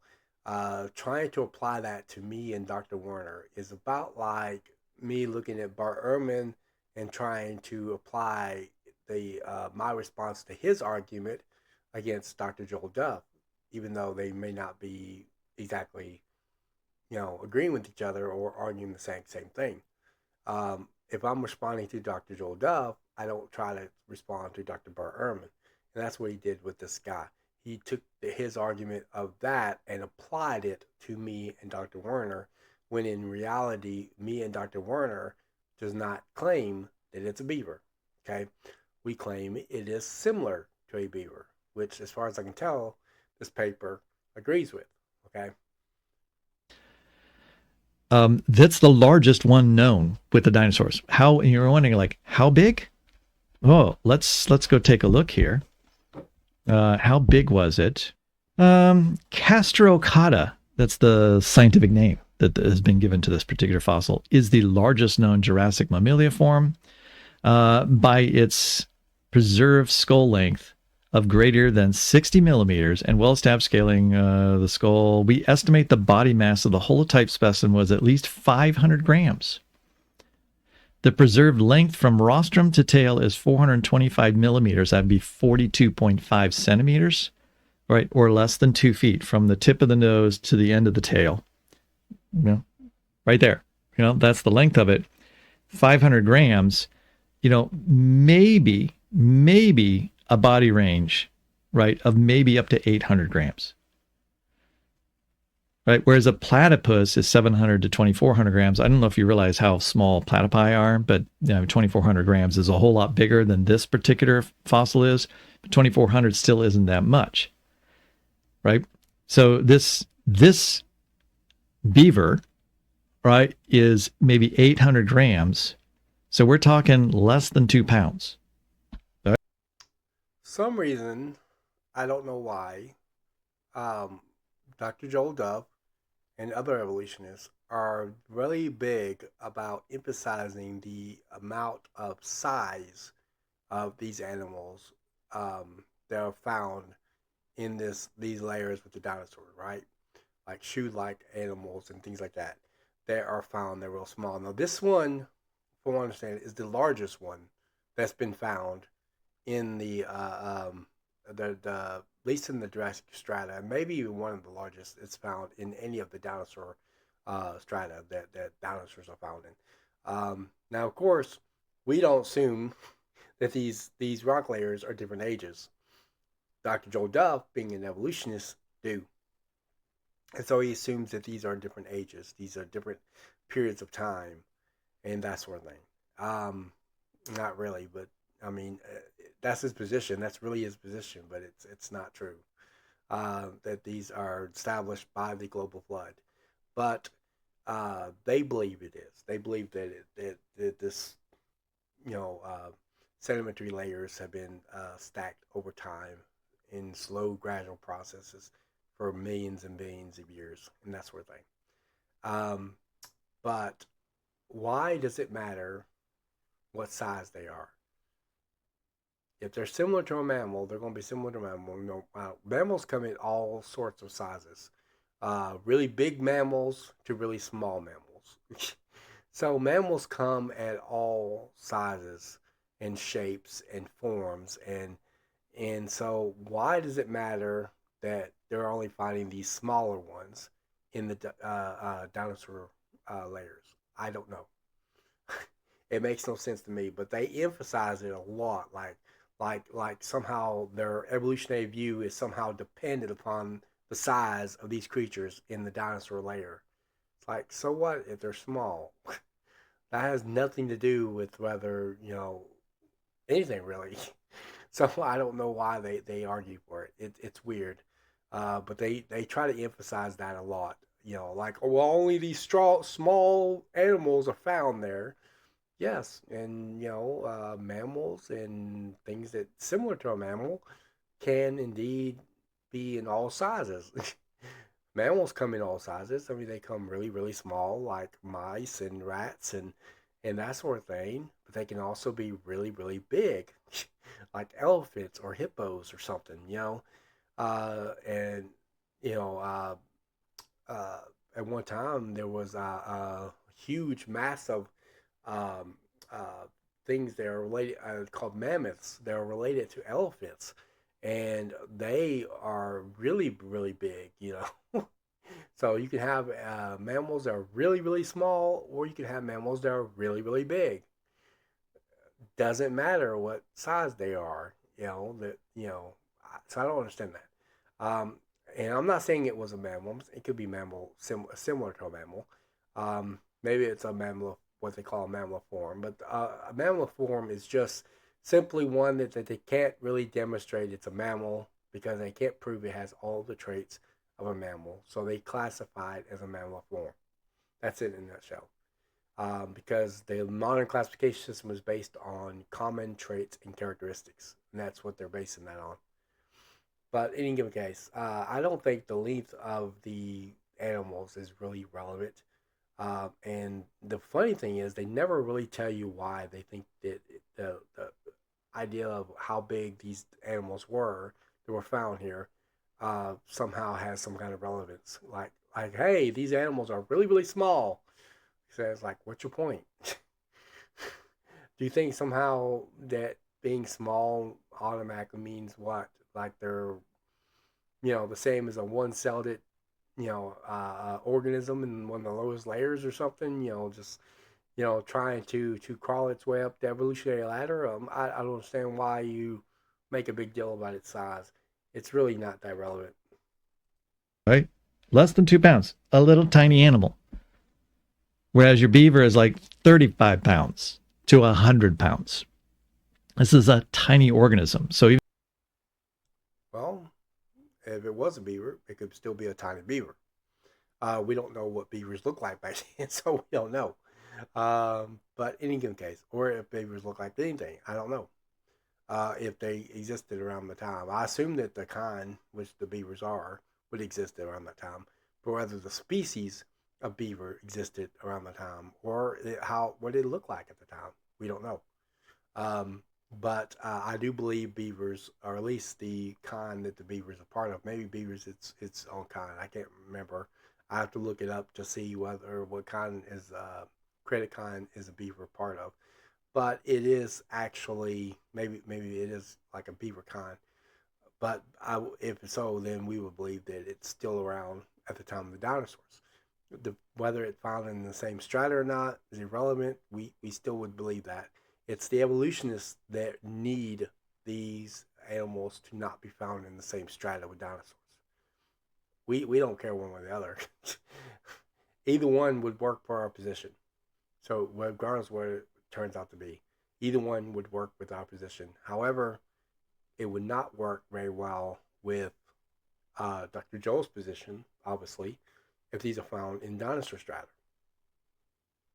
which hence why it's so important for them to try to say otherwise. Okay. Obviously, the people that wrote this paper has evolutionary presuppositions, and those presuppositions are being filtered in as they're categorizing and classifying these things. And obviously, cladistic and things like that are playing into effect. Even though the picture makes it kind of look like, kind of look the shape of a beaver, it's actually a very small organism. And large things are preserved in the fossil record in the age of the dinosaurs, since lots of dinosaurs are really big. Actually, a lot of dinosaurs are also very, very small. The idea, and by the way, all dinosaurs that are big started out small. The egg of a dinosaur is no bigger than a football, and all dinosaurs, baby dinosaurs, started out really, really small, just like all babies do. But you give them enough time, they grow. Depending on the growth rate, they can grow up really fast and get really, really big. And reptiles never actually stop growing. They continue growing all the days of their lives. And so, it's very likely that they did get big. And so, yeah, you got some big stuff in the fossil record on the strata layers of dinosaur, sure. But you also have some lot of small dinosaurs. You got dinosaurs that were no bigger than a chicken, you know. So, so what? You can have both small things and big things in the fossil record. The fact you don't find larger mammals in the strata, there's flood models that explain why the order is the way it is. And it's going to be dependent on lots of different conditions, mobility, density, placement, on Earth, location, where it died, and that sort of thing. And there's actually a lot of other fossils, not just mammals, but there's actually other fossils, living fossils that are found in other strata areas as well, including with the dinosaurs. So they still found it all over the place. But in any given case, the point is that you can still have our position does not require, okay, does not require that dogs be in the same strata with dinosaurs. However, the evolutionist position does require the dogs not be in the strata layer of the dinosaur. That's the difference. And for some strange reason, Dr. Duff thinks, oh, well, that my position is correct, your position is wrong, therefore, why ain't dogs being here in the dinosaur strata layer? It's because they're not, dinosaur strata layer is not an age, it's not an era, it's not a time frame. But you think it's a time frame. And therefore, your expectation is to expect dogs in there if they live with dinosaurs. But that is circular reasoning. You automatically assume our position is wrong straight off the bat. Right, so that's a really interesting, unique feature of the fossil record those are the observations we have. Those are the facts that we know about, the things that we have found with dinosaurs that we can identify as having mammal-like characteristics. Mammal-like characteristics. Remember what I said at the beginning? You can't really determine all the characteristics of a mammal from the fossil. Just because brain tissue usually doesn't get preserved in fossil, um, the the so you can't tell if they have a neural cortex around the brain or not. Also, the mammalian glands don't usually get. I don't know of any example of it doing that, of getting fossilized, with a fossil. So how are you going to be able to tell it has all the traits of a mammal? You can't.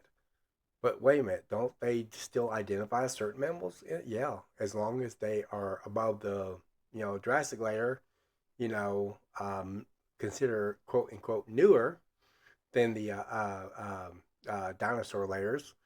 As long as they're that, they will still classify them as mammals, even if they don't have all of the characteristics of it. It's just when they exists prior to or during the time of the dinosaurs, it violates evolutionary presuppositions. And so that's when they look at it and say, oh, well, we can't really prove this has all the characteristics of mammals, so we're going to identify it as a mammal form. Mammal-like anatomy, right? Mammal-like teeth that we then It does actually have mammal-like teeth. Since it has teeth similar to a seal is actually a mammal. I looked it up earlier. So it does actually have teeth of a mammal. characterize as being part of the lineage of all mammals. Right. But we don't know. I mean, these things may have laid eggs. They might be more like, the egg laying monotremes than they are any of the more modern mammals you think of as being like the placentals and the marsupials. Yes, and it also could have had alien babies. We don't know that. We won't know that one way or the other. It's like, oh, well, we don't know. They could have laid eggs. That's true. They could have. They could have laid eggs like a marsupial, or it could have done it like a placental. We don't know because these animals don't exist in our present time frame for us to study. So we don't know. I mean, as far as the ones that die and fossilize. So all we have is the fossils, and those are highly interpreted. Right. But they're all tiny. So we know of hundreds of species, and every one of them is smaller. That's pretty amazing. That is an amazing feature of the fossil record. And anyone who wants to explain that observation, those facts, needs to have some kind of hypothesis to explain why those are the only types of fossils that are found. Well, to start with, we do. We have flood models, which honestly, if I found out that Dr. Joel Duff has read our flood models from Rate Research, Michael Ward, um, uh, the like Steve Austin and Andrew Snelling and think people like that, and if he actually read our flood models, I would be heavily surprised because in our flood models, we can account for it. We count for it. It doesn't matter whether it's small or not. We actually expect it. Um, and it might not be mammal. It might not be mammals. Whether it's a mammal or it might be like a mammal, similar to a mammal, or whether it's a beaver or beaver-like, whatever the case may be. The point is that we can justify its existence in the fossil record. That's the point. Um, Now, if it turns out to be a mammal, you know, if it has all the characteristics of a mammal, then what would Dr. Duff do if he found that out? Would he accept it? Probably not. He'd probably justify it one way or the other. Because at the end of the day, it really comes down to his evolutionary presuppositions. That's why he keeps on saying things. Well, why is this small animal found only in the strata layer? You are the evolutionists are the ones who assume that these are different ages and different eras. YCs don't assume that. We don't have evolutionary presuppositions. We believe that most of those layers occurred during a global flood. Now, taking that situation into account, there are models that have been designed around that understanding and can explain why the order of the fossils is the way it is. All right. So yes, we do have an explanation for it. It's doubtful that Dr. Duff has read them, or he just gloss over them. All right. Let's take a quick look at a few other features. I'm running a lot longer than I thought I would. The description. All right. I'm not going to go through all these things, but I would encourage anybody. I'll put a link to it. You can go look at this paper yourself. First of all, let's look at the teeth. I'll have a link to it below as well. Right, these teeth right here, and it describes them as being like teeth that would be found in, say, whales. Doesn't say anything about these teeth being anything like a beaver, right? No, and I agree that it's not like a beaver.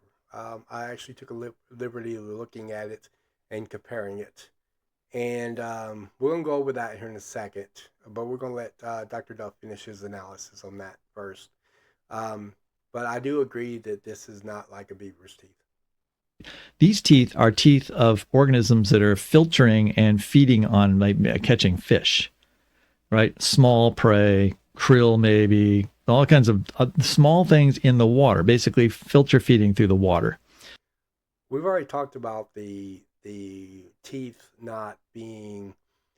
You can't really tell from the architecture of the teeth what it ate because that can be very misleading. You know what I'm saying? Because we end up thinking, oh well, if it has sharp teeth, it ate meat. No, if it has flat teeth, it ate plants. Not necessarily. By the way, something can have flat teeth and be omnivorous, eating both meat and plants. So that could be really really misleading. Fruit bats, have sharp teeth but eat fruit. They're herbivorous. Um, Bears are omnivorous. Koala bear is herbivorous. So you can't really tell just from its teeth. It's possible that it could be semi-aquatic. It's possible that it could have ate fish and things like that, as well as things on land, possibly. But don't know. But the teeth, however, is sharp, like that of a seal's. It does look very seal shape. Um, uh, so the paper said it's like a modern whale. I have to look that up. But my guess is it's talking about like whale or seal or something in that effect. But I think it looks more like seal like, just like the newsreel said. It does look seal like. I didn't think that that was even true until I actually had a good image of a seal. I'll show you that in here in a minute. And you'll see the teeth, and then you'll see the fossil's teeth, and you'll probably agree that it is similar to that of seals. But maybe whales and seals have similar teeth. I don't know. They both eat fish, so I don't know. Um, but the point is that teeth architecture can be very misleading. It's very difficult to argue whether or not what you think its feeding habit is. The only real way to tell is if it's preserved in its belly, and unless it has a lot of things preserved in its belly, you probably won't be able to tell what it normally eats. Only what it can eat and did prior to its death. That's all you really know. Like for example, the Tasmanian devil-like animal might normally eat dinosaurs. You know, but or he just might have ate that dinosaur for that particular occasion, and that's just what he did eat before he died by the global flood and got fossilized. And the contents of his stomach got preserved in the process because he hadn't had time to eat it yet. Which of course it doesn't take millions of years to digest. So it's being found in its tummy is actually evidence of rapid burial. Yeah. Interesting enough. But we're going to go over to these teeth here in a second. And look at the snout of this thing, right? It's got this long snout, and you see that there's no front incisors, because what does a beaver have? Let's take a quick look at a beaver skeleton. Wow, look at that thing right there. I agree that, or I agree that it doesn't have that. How should I put this? It does. I agree that beavers have front incisors. Absolutely. The problem is you can't really tell from this, at least not from the image that I saw, because the only image of the actual fossil is a side image. So you can't really tell if it used to have sizers or if it did have sizers. I assume if even from a sideward view, if the sizers were there, you should be able to see the sizers in there, incisors. But those are like the two front teeth. They're like vampire teeth right there in front. They are heavily orange colored. Why would they be orange colored? Um, uh, because it has iron in it. Apparently, I didn't think the teeth had iron in it, but apparently it does. I can confirm this is the beaver's teeth, by the way. I've got an image of beaver's teeth also pulled up, but I can confirm this is beaver's teeth, so he's not trying to pull a fast one on you. Um, but these are the teeth of a beaver. Um, and I agree with Dr. Duff here that these does not have a teeth of a beaver. Does that mean it's not a beaver? Not necessarily. We don't know what beavers look like at that time. So it doesn't necessarily mean it's not a beaver. Birds used to have teeth. That surprised people because no bird today has a teeth. But they actually even had chicken. They used a mutation to allow the teeth to regrow its teeth. The mutation didn't add nothing to the genome. It wasn't like that. Mutations can actually turn on and off genes. And apparently, the gene inside the bird has been turned on off long time ago by a mutation. And so they used the mutation to turn it back on, just like a switching on a light switch, and it actually regrow the teeth in the chicken. They've actually done that. And of course, we've seen prehistoric birds that had, and we identify them as birds. And they're not early ancestors, not transitionals. Same thing with Archaeopteryx. Not a transitional. It's just a bird, an old bird. We've actually identified that, and they had teeth. And Archaeopteryx has teeth as well. And so we know birds used to have teeth, but they don't have teeth now. So if you judge birds based on them not having teeth, you never be able to define these other animals as being birds. But yet they have feathers, they have wings, they have short tails, they have indications that they are indeed bird, but they have teeth. So, you can't always sit there and make an assessment of an animal based on what it looks like today and say these differences means it cannot be that. Because there's always a possibility that over time that changed. I'm not exactly sure if teeth can change over time. Maybe it does. I know that birds used to have teeth and now they don't. All birds don't have teeth no more. But that's possible. So this is not an excluding piece of evidence. It doesn't automatically mean it's definitely not a beaver. It just means you can't tell if it's a beaver from its teeth because the teeth is different from modern beavers. That's all that means. But obviously, Dr. Duff is using that to say that it's definitely not a beaver because the teeth are different. But that's not the case. You can sit there and argue maybe that there is no evidence from the teeth that it's beaver. And I would agree. There's no evidence there that would show that it is a beaver from its teeth. But I would not argue dogmatically the way Dr. Duff is and say it's definitely not a beaver because look at the teeth. It's like saying, oh, Archaeopteryx, definitely not a bird because look, it has teeth and birds don't have teeth. But they used to have teeth. And I think everyone kind of agrees to that nowadays. Even the evolutionists agree that birds used to have teeth. So that's not really a disputed issue. That is not a disqualifier for it being a bird.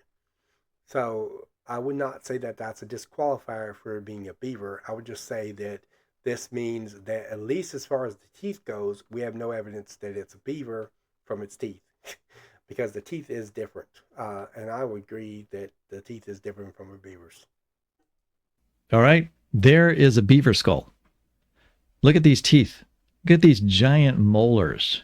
They only have a few teeth in their jaw for grinding. And then, of course, what they're famous for are these very large incisors in the front, which are greatly extended. So the jaw is extended out, no teeth actually on part of that jaw. And then you put your incisors out on the end. It's like, just pulling my jaw out and putting my front two teeth, top and bottom. And of course, that's what they're doing to gnaw through wood. And really, this is a characteristic of rodents, right? I mean, almost all rodents have these characteristic front teeth. Yeah. At least all that we grouped them that way has that characteristic of front teeth. Now, keep in mind, though, we're the ones who are grouping them like that. Our modern classification system, we're basing it on common characteristics, and then we're basing it on common characteristics, and we're putting them into that group, that category, based on those common characteristics. Now, that does not mean that for all time they have to have that, because for all we know, what we call rodents today could look something different back way back when? We don't know. Did beavers look different before the fall? Did rodents, what we call rodents today, do they look different before the fall? I would assume. How different? I don't know. Um, I didn't live back then, so I don't know. Um, but there's always that possibility. Now, of course, we're not arguing that it is a beaver. Of course, it could be. Maybe it is. Maybe it isn't. Eh, Um, we're just not willing to take that extra step and say that it definitely is. Now, I don't lean toward it being a beaver. I don't really care if it's a beaver or not.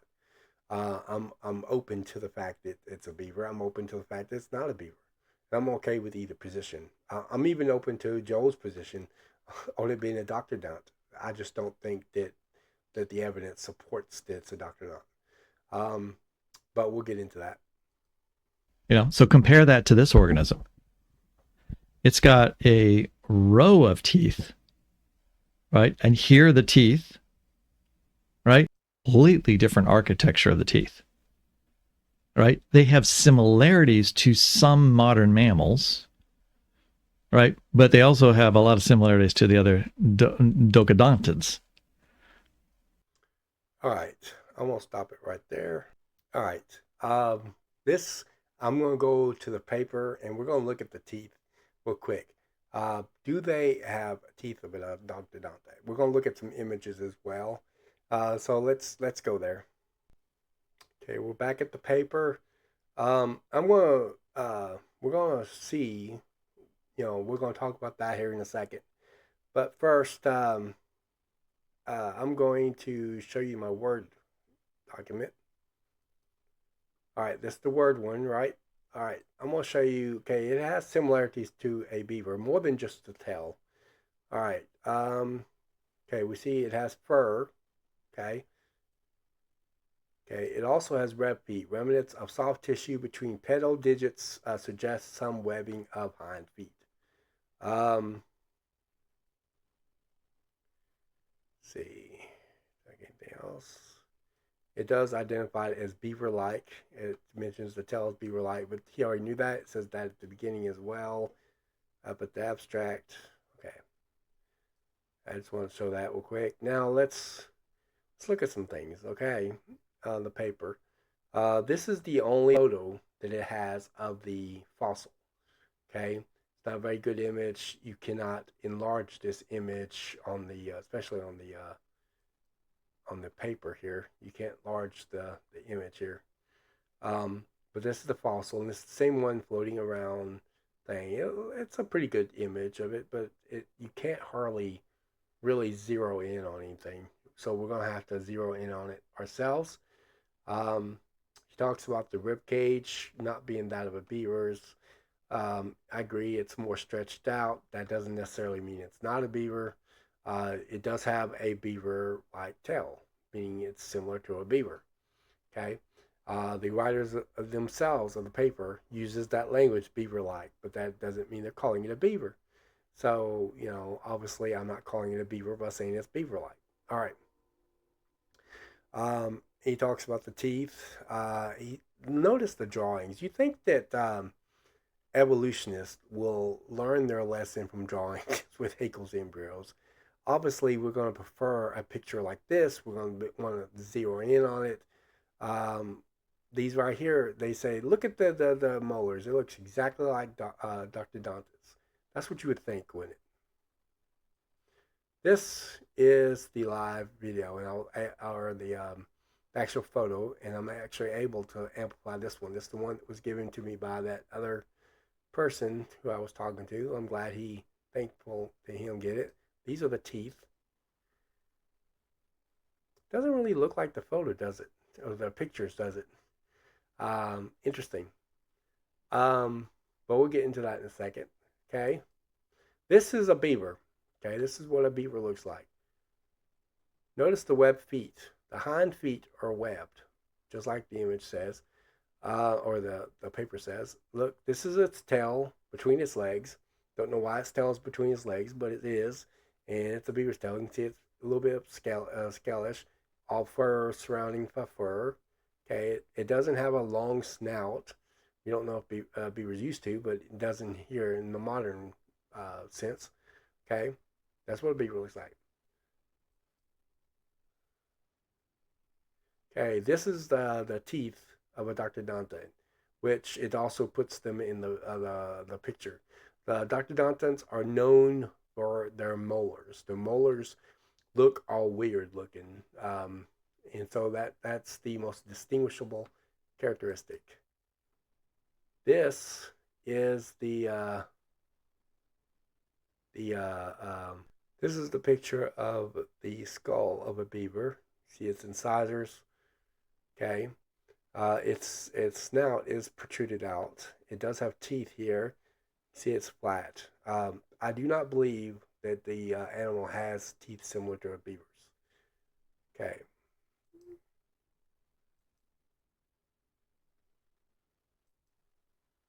All right. Here's the teeth of a seal. Look at the design of the seal's teeth. Okay. Looks very similar to what we're going to see here in the fossil. Look at the teeth now. Okay, these right here are called molars. Notice they're flat, they're straight up, somewhat connected to this, but it's not exactly like what we're seeing in the paper, right? Look in the paper, the molars, okay? It looks just like the seal picture. Straight up, sharp, back one right here, back molars, or the molars in the back here. Flat, straight up. They don't look nothing like the picture. Okay, that all we got is a sideways view. So, by the way, it does have a snout that protrudes out from its teeth. So I would disagree with them on that. It doesn't have that. It does have that. Now we don't see any incisors, right, on the front. We don't have a front view to begin with, but I would assume even from a sideward view we will see it, unless of course the incisors did not get fossilized or fell out before this animal got fossilized, and we don't have a front view to tell if it used to have incisors. But assumably, it doesn't have incisors. But it does seem to have a snout that protrudes out from its teeth, because here's its teeth right here, but yet its snout is protruding out this way. Okay?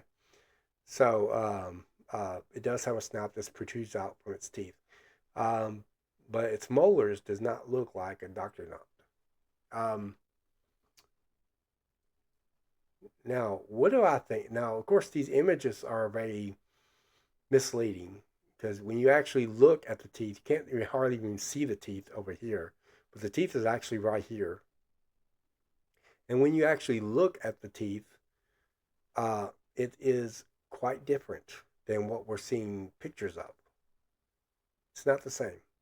I do not think that these pictures are that these pictures actually represent the teeth of the beaver-like mammal. Okay. I think that the costacata, I think costacata has uh, teeth similar to that of a seal's, like that. That's what it looks like it has teeth of. Now, does that mean that it ate fish? Not necessarily. That could be misleading, but we know that it has teeth similar to a seal. Okay. So, what is my position on it? My position is that I think that it might be something like the duckbill platypus. Now, why do they call it platypus-like? Why they call it platypus-like is because it has web feet on the back, and because it has similarities to other animals, which the platypus does. It had nothing to do with it being a marsupial or uh, uh, uh, placental. It has nothing to do with that. He makes a big deal about that. Like marsupials are about as different as you can get from placentals, and it had nothing to do with it being a marsupial or a placental. It could be either one. It could actually be a marsupial. But I think he was trying to make the argument because beavers are not marsupials, but that has to do with modern classification system and the way we categorize these things. But either way, it doesn't really matter because we're not arguing that it's a beaver. Anyhow, um, I lean toward. Here's why my position is. I lean toward. I'm open to all possibilities, and I'm dogmatic about none still. Um, but I hold to the idea that I don't. I think it might be an animal that has similar characteristics to other animals, and I don't know. I wonder this. Could it be an animal that is part of part of the uh, platypus kind? Um, the duckbill platypus is its own thing. Yeah, it's its own kind. There is no other species in the duckbill platypus kind besides duckbill platypus. They're the only one. Um, could this be another species that could have existed at one time but went extinct, possibly during the flood? Um, and well, it was still had well, it had two representatives of every kind, so perhaps that's what created the line that we now call duckbill platypus. Or it could just be an animal like the duckbill platypus and have similarities, of other animals. That's possible.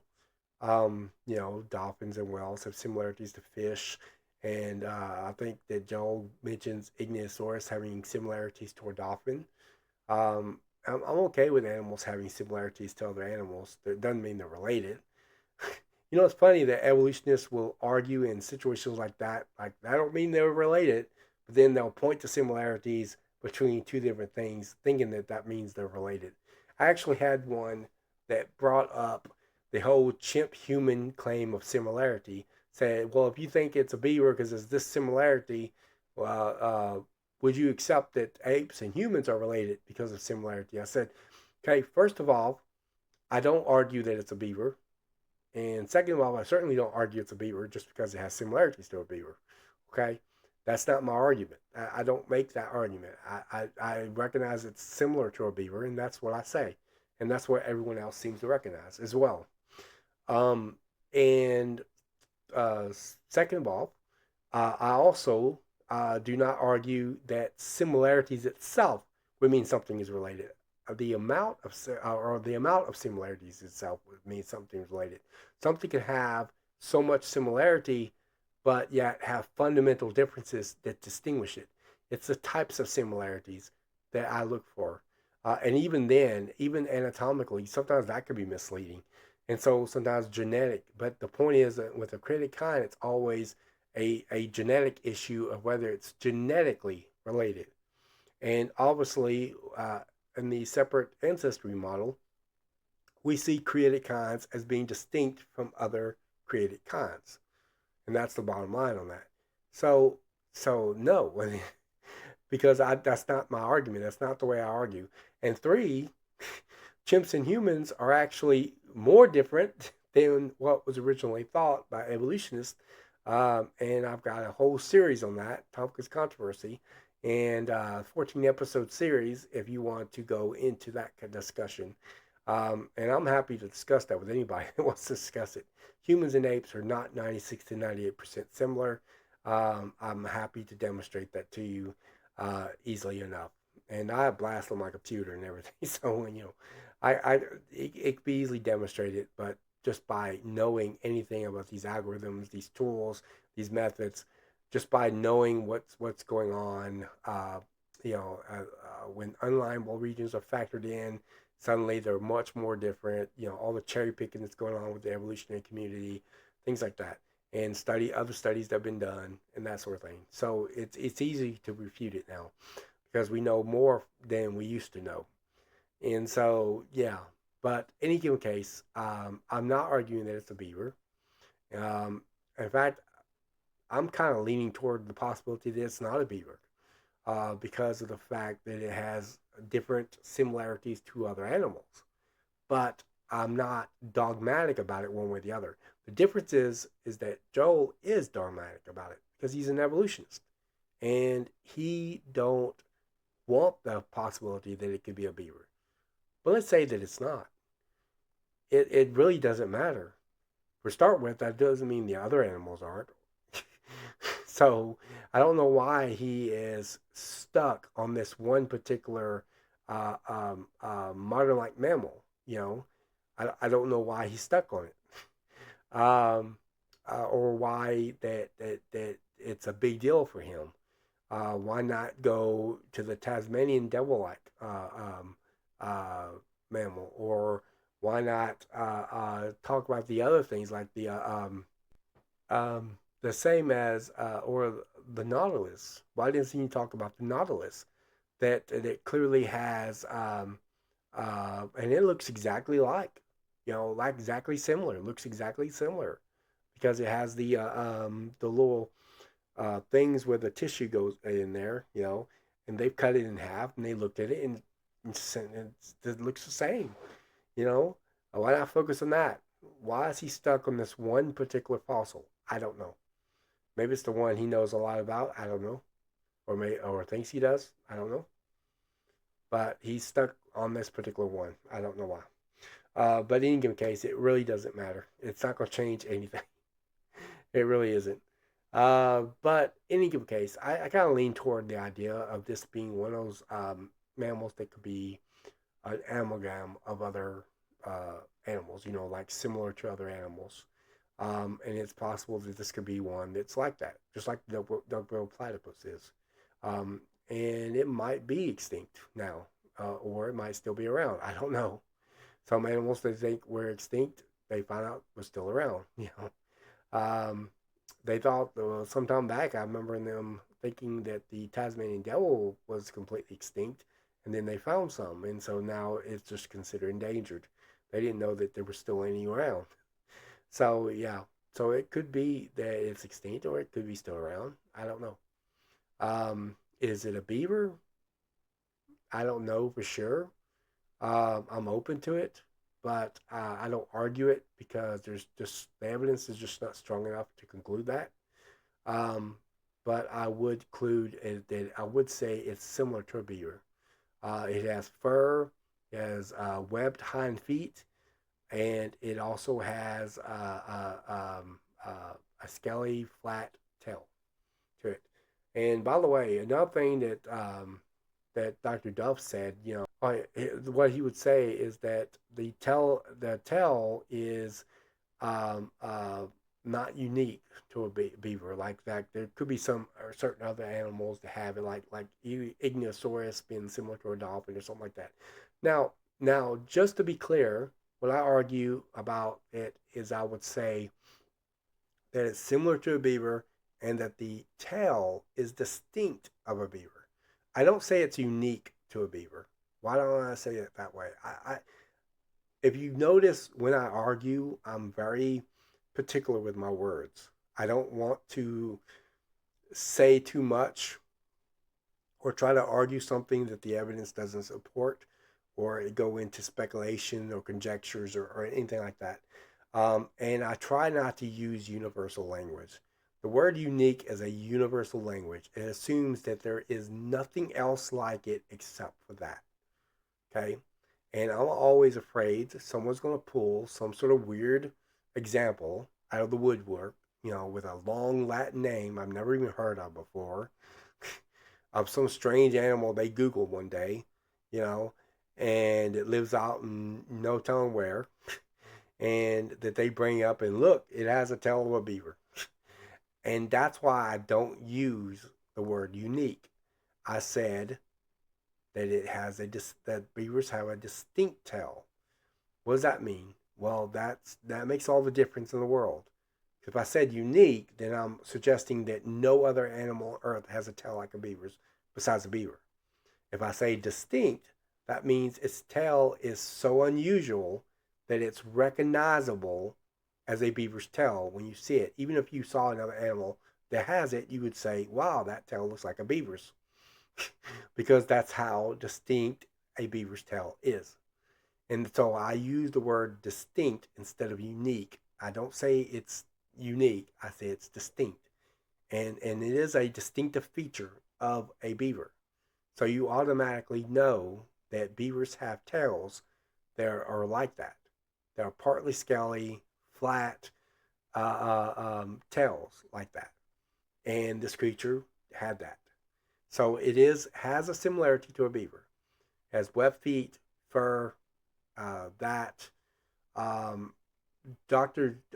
Duff argued that it does not have the size of a beaver. I thought it did. Um, I don't know, but it's possible that it could just be a small version of a beaver. But I'm not saying it is beaver. I'm just saying it could be a small version of one. Um, so I don't think size is an excluding type of trait or characteristic. Um, but I don't argue that it's a beaver. It could be. I'm open to it. I'm open to it being a beaver. I'm open to it being related to a beaver. I'm open to it not being a beaver at all. In fact, I'm even leaning in that direction. But I don't sit there and think that it's going to change anything really. Um, but evolutionists, I understand from at least from their perspective, evolutionist perspective, why they really have to have no modern mammals in the dinosaur strata. Now, for our position, it doesn't matter. You can have it in the dinosaur strata or not. It does not matter. Uh, and I would probably expect probably a lot of times that you won't because of the ordering of the fossils is in accordance with the flood models that have been coming up with. And so I don't think that you're going to find it as abundantly, at least as far as big mount mammals or even regular mammals that you normally see on an everyday basis. And Carl Werner himself said he doesn't expect you to find that. He expects it to be more spread out, and you're probably not likely going to find a lot of the animals today in the same strata with the dinosaur fossils. It doesn't mean they're different ages. It doesn't mean any of that stuff. It just means that there are situations involved, and that a flood would probably scatter the fossils or scatter the organisms a little bit more, and could be ordered in according to density, situations, like mobility or immobility, its placement in the ocean, its placement on land. All of these things in a wide variety of situations can affect the order in which it appears in the fossil record as a result of a global flood. And we would not expect dogs with dinosaurs in a global flood model. And so, what a lot of people have done is they've committed what's called a confirmation bias. They just assume, you know, that, hey, look, my position predicts that we would not find dogs in the rock strata. Oh, we don't find dogs in the same strata as dinosaurs. But the other side also predicts we ain't gonna find dogs in dinosaur strata. And so what they did was they just assumed their position since it says the same thing and didn't take into account the other position does not say the same. That does say the same thing, and they didn't realize that, and that's called confirmation bias. They got confirmation of their bias from what they expected because they didn't take into account the other side expected it to. So anyway, that's all for now. Hopefully this will be the last of the response videos that we make. Dr. Duff assured me that he don't plan on spending more time on this. I really don't want to spend any more time on this. I want to move on from the living fossils issue. I don't want to do a whole series. When I did the topics of controversy, I did a 14 episode series on the topics of controversy. I don't want a repeat of that. I do not want a repeat of that.